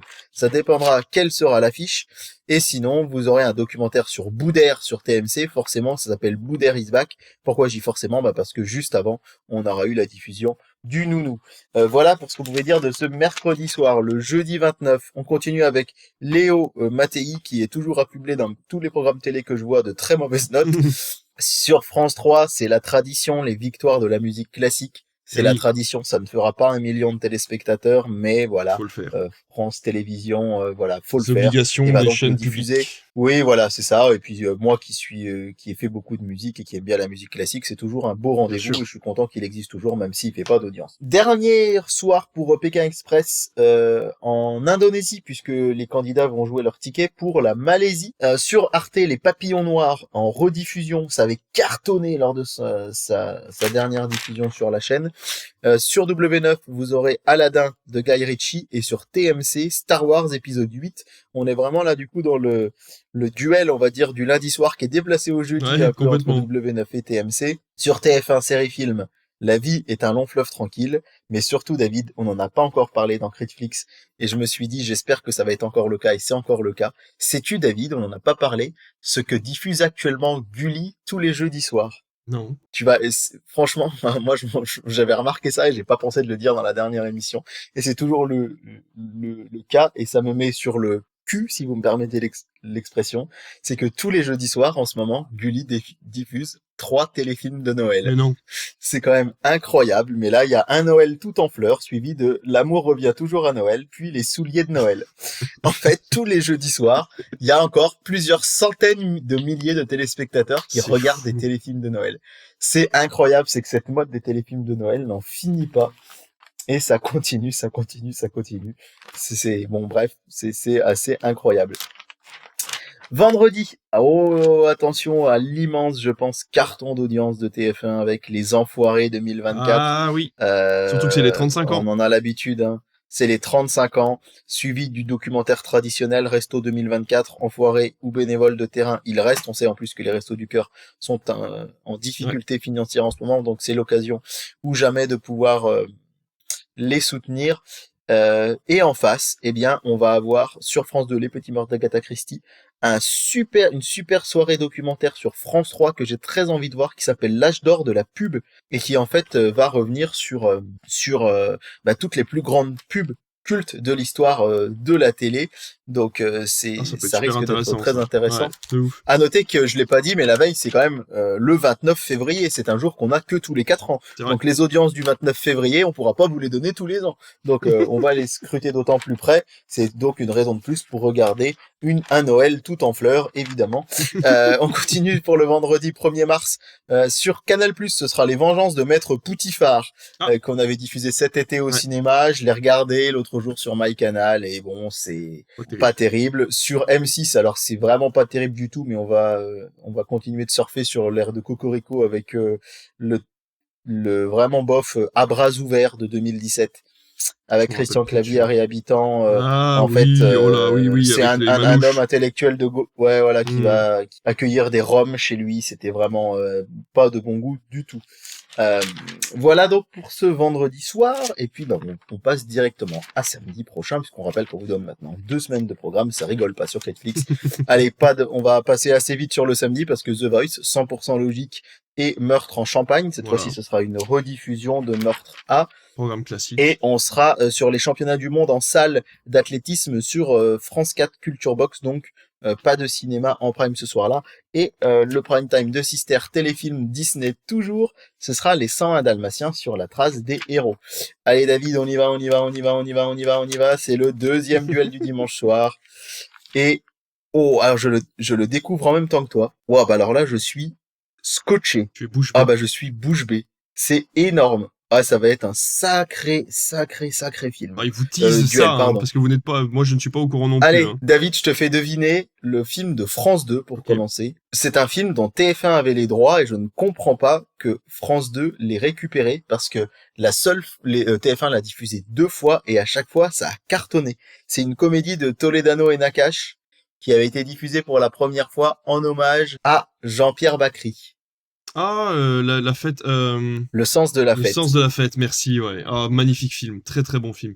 Ouais, Pour moi, c'est ouais. un film France Télévisions plus qu'un film TF1. Ouais, mais c'est vrai que c'est TF1 qui avait les droits et TF1 l'a diffusé 2 fois le dimanche soir et à chaque fois ils ont gagné le duel et je ne m'imaginais pas que le film ait glissé vers France 2. C'est un peu curieux finalement que le film ait glissé, mais bon. Après, s'ils ont perdu les droits et que France 2 a été plus rapide ou a mis ou que TF1 s'est plus dit importante, c'est possible. Peut-être que TF1 s'est dit on l'a déjà assez diffusé, voilà. Ouais, bien sûr. Par contre, en face, oh là là là là, sur TF1. Alors TF1. Je suis surpris de voir ce film sur TF1, mais je suis trop content parce que c'est un de mes films préférés de ces dernières années. On va avoir la suite très prochainement. Un immense blockbuster, un truc génial, mais qui est quand même pas hyper grand public. Mais ils vont pas passer Dune. Eh ben si, c'est Dune sur TF1. Non, ils passent Dune sur TF1. Ils passent Dune sur TF1 dimanche 3 mars en prime time. Ah bah c'est incroyable, je n'en reviens pas. J'ai trop hâte d'avoir les audiences. Ah ouais, carrément. Et franchement, les 2 petits duels là entre Tous en scène 2 et le film avec Bourdon et Balasco et le dimanche d'après Dune et le sens de la fête, c'est fou. C'est fou, ouais. En 10191, Paul Atreides, un prince héritier, apprend à maîtriser ses pouvoirs et à choisir le chemin qu'il va suivre. Ouais, j'en reviens pas. C'est trop bien. C'est dingue. Trop bien. Ah ouais. Et à noter qu'en deuxième partie de soirée, TF1 diffuse pour ses vacances un film inédit. C'est Réminiscence avec Hugh Jackman. Ah, j'aime bien ce film. Ils vont le passer de minuit du coup à 2h10 du matin. Ok. Ça reste dans le côté science-fiction, c'est pas mal. Ouais, c'est ça, ouais, c'est pas une mauvaise idée du tout. Mais j'en reviens pas que Dune soit en prime sur TF1. Et tu vois, j'ai bien fait de pas me l'être spoilé celui-là, c'est une super bonne surprise. Ah bah complètement. Sur les autres chaînes, Les Cheyennes sur Arte, Dos au mur sur C8, on va avoir OSS Alerte Rouge en Afrique Noire donc sur W9. Qui est déjà donc relayé à W9, ça montre que le film est quand même pas hyper populaire. La vérité si je mens 2 sur TFX, Les valeurs de la famille Adam sur Sister. Est-ce que tu as un favori toi pour ce duel du dimanche soir entre Dune et le sens de la fête? Dune. Sur les audiences, c'est chaud. Hein. Moi, à choisir, évidemment, ce sera Dune, mais au niveau des audiences, le sens de la fête, à mon avis, il y a quand même toutes ses chances parce que Dune, c'est quand même quelque chose d'assez niche. Mais c'est vrai que ça ferait du bien pour l'ego de la science-fiction que Dune puisse passer premier, ne serait-ce qu'une fois, au niveau des audiences. Ouais, c'est clair. C'est ce que je me dis. C'est quand même un sacré programme. Sur TF1, le lundi, Lycée Toulouse-Lautrec, la saison 2. Ça avait bien marché l'année dernière avec Stéphane de Groot et Valérie Carcinti. La peste en inédit sur France 2. Ça, franchement, ça m'a pas l'air mal du tout. On m'en a dit beaucoup de bien. Ce sera une mini-série en fait. Ça se passe à l'été 2030 et en fait dans une ville du sud de la France, un docteur va trouver le cadavre d'un rat sur son palier et on va se rendre compte peut-être la peste est de retour en France et ça je pense que je le mettrai sur France.tv. J'ai hâte de voir ce que ça peut donner. Ça a pas l'air mal du tout. Ah carrément, le pitch est vraiment pas mal. Ouais. Ça fait penser, ça rappelle un petit peu Pars vite et reviens tard, qui était un roman de Fred Vargas adapté au cinéma dans les années 2004-5, je crois. La Mule sur France 3. Alors, la dernière fois qu'il a été diffusé sur TF1 en dimanche soir, ça avait beaucoup marché ce film de Clint J'aime Eastwood. j'aime Donc, pas du à tout. voir. Et Appel à témoins sur M6 en direct avec ces disparus que Julien Ah Courbet oui. va essayer de retrouver et qui devait s'arrêter, qui finalement marche bien et continue. Sur TMC, on aura Mécanique Résurrection avec Jason Statham, qui avait Ah été oui, diffusé, je crois, il n'y a pas très longtemps en prime le dimanche sur TF1. c'est Et sur possible. TF1 Série Film, un film que j'aime bien, moi, Rampage hors de contrôle, Ah de oui, il est Brad bien celui-là, ouais. Payton avec Dwayne Johnson. Et à noter que sur RTL9, le Creepy Monday, ce sera La Crypte, un film de Ah, 2005. Mardi ok. soir, koh sur TF1, puis L'événement sur France 2. En juillet 63, Anne Duchesne, étudiante, apprend qu'elle est enceinte alors que l'avortement est interdit. Elle cherche à mettre fin à sa grossesse. Très Et en très beau deuxième film. partie de soirée, vous allez avoir un documentaire sur l'IVG, le droit d'en parler. D'ailleurs, un Camille et Images qui arrive le mardi soir, comme je vous l'annonçais tout à Ben l'heure, voilà, ouais. qui arrive dès le 27 février. Donc, ce sera le cas, encore une fois, ce 5 mars. À noter aussi un documentaire sur le féminisme très fort sur Canal+, de Claire Lagenie, qui est le téléfilm Vivante. Sur M6, vous allez avoir Easttown, Ah oui, la série HBO. cette nouvelle série HBO en clair. On en parlait l'autre fois entre nous. C'est vrai que c'est un C'est un sacré sacré pari. On va pari. voir Ouais, on va complètement, ouais. voir les audiences que ça va donner. Le Petit Baigneur sur C8, c'est un de mes films de Louis de Funès préférés. Côté cinéma, on va avoir aussi Bruce Tout-Puissant sur TFX, bon, bah, que Ah, j'adore super.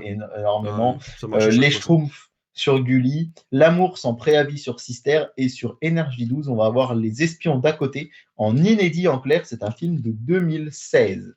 Ah bah dis donc. Mercredi 6 mars, en inédit. Alors là, sur TF1, c'est aussi la surprise. L'affaire Jacob Barber. C'est une série avec Chris Evans, Captain America, une série américaine. Il paraît qu'elle est très très très quali, qui raconte l'histoire d'un procureur adjoint, qui est donc joué par Chris Evans, dont la vie va basculer le jour où son fils de 14 ans est accusé de meurtre. C'est une Ah, mini-série en fait ouais, en c'est une série Apple TV, je crois. Ouais, c'est possible. Et elle débarque en prime le mercredi soir sur TF1 à la place du fameux The Resident. Donc à voir ce Ok. que ça va donner. À mon tour, sur France 2, c'est une comédie avec François-Xavier Demaison. C'est assez rigolo, enfin c'est assez rigolo, ouais. La femme d'un maire, donc le maire est joué par François-Xavier Demaison, va se rendre compte que madame est cocu, et du coup elle va se venger et elle va se présenter contre lui aux élections. D'accord. Donc voilà. C'est un téléfilm de 2022. Il y aura un secret d'histoire sur France 3, sur Philippe V, Les démons du roi d'Espagne, toujours une émission très qualitative. Le film Les Suffragettes sur Arte, la Ah, rediffusion de Canap 95 sur TMC, Mamma Mia 2 sur TF1 Série Film, Inside Man sur Énergie 12 et Shrek 4 sur Sister. eh bah dis donc, ça en fait du cinéma, là. Ça en fait, ça en fait. Jeudi soir, Léo Mattei avec TF1 sur TF1 où mon programme télé nous dit un scénario improbable qui déçoit. Vous l'aurez compris, ça fait souvent l'unanimité ce truc-là. Pékin Express qui pour le coup, eh bien là, arrive en Malaisie. Une série inédite sur Arte, You and Me, une série anglaise, si je ne dis pas de bêtises. Star Wars 9 sur TMC, mais cette fois-ci pas de blockbuster en face puisque ça devrait être du football, sauf si la chaîne a déjà prévenu que s'il n'y a pas d'affiche intéressante en Ligue Europa, ce serait le film Arrête-moi si tu peux qui sera Ok. diffusé. Donc voilà. Et sur Gulli, qu'est-ce qu'il y a? On est jeudi soir, David. Le coup de Ah cœur bah de des films de Noël. Noël. Bah oui, Non mais c'est vrai, c'est logique, un 7 mars. à, complètement. quel, à quel moment est-ce qu'on ne ferait pas de film de Noël ce jour-là? C'est quand même Surtout n'importe qu'ils en quoi. ont assez dans le catalogue pour aller jusqu'au mois de novembre, hein. Oh bah ouais, sans problème. Là, mais sans problème, puis sachant que chaque année, les catalogues s'étoffent. Vendredi soir, toujours Danse avec les stars sur TF1. Céline Dion, la bande originale de sa vie sur France 3 en inédit. Ça devrait beaucoup plaire, ça, parce qu'on sait qu'elle est très populaire. Sur Ouais. Canal+, le blockbuster du vendredi soir. Alors, c'est vrai que la semaine dernière, je vous ai pas parlé du blockbuster du vendredi soir, parce que Poutifar, pour moi, c'est pas tout à fait un blockbuster. C'est Mais pas bon, faux. le blockbuster, ce sera En eau très trouble. Ok. Donc avec Mr. Statham, suivi de Gran Turismo d'ailleurs. Et sur M6, devine quel film passe ce vendredi soir. Si je te dis, ça y est, c'est bon, on peut le passer. Ah, le secret de la cité perdue. Et puis 8 femmes sur Chéri 25. Voilà, je Ok. pense qu'on a fait le tour de ce programme télé quand même bien chargé. Je vais aussi vous parler du programme sur les plateformes et ce qui est disponible. Alors sur Prime Video, pas de films notables sur les d'ici le début du mois de mars, mais vous avez quand même les 4 premiers Indiana Jones qui ont été mis sur la plateforme, ainsi que Jumanji Next Level, donc la version avec Dwayne Johnson. Au niveau de Netflix, le 21, donc aujourd'hui, si vous nous écoutez, le jour où ça sort, vous aurez la trilogie Belle et Sébastien à partir de 2013. Le 23, on aura À travers ma fenêtre, les yeux dans les yeux. She Said, vous savez, le film avec Kerry Mulligan sur le mouvement MeToo. Et le 29, notre film doudou, David Violent Night, avec David Harbour, que on avait beaucoup apprécié tous les deux. C'est pareil, ça, finalement sur Netflix. Ça, c'est un film de Noël, ça. Ouais, complètement, qui sort au mois de mars, mais bon, c'est pas très grave. Et sinon, vous aurez forcément la série tant attendue Avatar, le dernier maître de l'air. Mais on va rester sur les films avec Disney+. Alors, je ne sais pas si c'est un film, mais Miraculous World Paris, il me semble que c'est ce qu'on appelle un OAV, donc c'est un film. OAV, voilà, c'est exactement ça. C'est un téléfilm, donc vous aurez ça le 23 février. Sur Canal+, vous le savez, grosse plateforme de cinéma, le 20, donc hier, si vous nous écoutez le jour de la sortie, vous aurez eu Yannick, qui sera sorti sur la plateforme, Full Circle le 22, le 23, la 49e cérémonie des Césars, le 23, le même jour, En cavale, le 27, Anatomie d'une chute, le 27 également, En eau très trouble, toujours sur Canal+, et on finira avec un spectacle Arnaud de sa mère, de mariage et un enterrement le 28 février. Et pour ceux qui préféraient aller au cinéma, ce mercredi, vous allez avoir Une vie avec Anthony Hopkins qui raconte l'histoire de ce monsieur qui avait sauvé des enfants des camps de concentration. Demon Slayer... Ouais, très attendu, ouais, complètement. Demon Slayer Kimetsu no Aiba, donc la suite de la série sur sur les grands écrans. Le Royaume des Abysses, un film d'animation japonais qui apparemment est magnifique. Le successeur, le dernier film de Xavier Legrand qui nous avait réalisé Jusqu'à la garde il y a quelques années. Au fil des saisons, L'Empire et quelques autres films un peu plus discrets. Et si vous voulez aller au cinéma la semaine prochaine, on vous attendra avec Dune, deuxième partie qui est fort attendu également, personne ne s'est mis en face puisqu'on n'aura que des films indépendants comme Black Tea, Satoshi, Il n'y a pas d'ombre dans le désert ou encore Madame de Sévigné. Donc dans tous les cas, personne n'a voulu se mettre en face de Dune partie 2 et on aura un petit peu plus de films à se mettre sous la dent à partir du mois de mars si tout va bien. Et je suis en train de regarder, et si vous êtes si vous êtes fan de films français, ça devrait aller, mais sinon vous risquez de vous ennuyer un petit peu, mais dans tous les cas, on sera là pour vous dire ce que vous pouvez regarder à la télévision ou sur les plateformes. Voilà un programme extrêmement complet pour vous, j'espère que vous avez eu toutes les informations que vous vouliez. Dans tous les cas, on se rejoint dans 15 jours, à moins que David, tu aies quelque chose à rajouter sur cette émission. Franchement, je vais rajouter qu'elle était très très cool à faire en tout cas, et j'espère que vous aurez pris autant de plaisir à l'écouter, parce que franchement, j'ai trouvé que nos échanges étaient vraiment hyper intéressants. C'est peut-être de l'autosatisfaction, mais j'ai passé un super moment à la tournée en tout cas. Ah, mais je vais vous avouer, je l'avoue en direct, j'écoute nos propres émissions, je trouve qu'on a des voix qui rendent super bien et qu'on est super intéressant à écouter. Donc vous aussi, faites ça, faites-nous de la promotion et dites-le à vos copains et vos amis et votre famille et tout le monde. Dites que Critflix c'est trop bien et qu'il faut absolument nous écouter tous les 15 jours, ça sort le mercredi sur YouTube et sur les plateformes. N'hésitez pas à commenter sur les réseaux, quels qu'ils soient, Twitter, Instagram et les autres. Je le dis toujours en fin d'émission alors que je devrais le dire au début, mais voilà, n'hésitez pas à lâcher le petit pouce aussi qui fait plaisir sur YouTube pour qu'on soit référencé, et bien sûr de commenter même pour dire que vous avez commenté.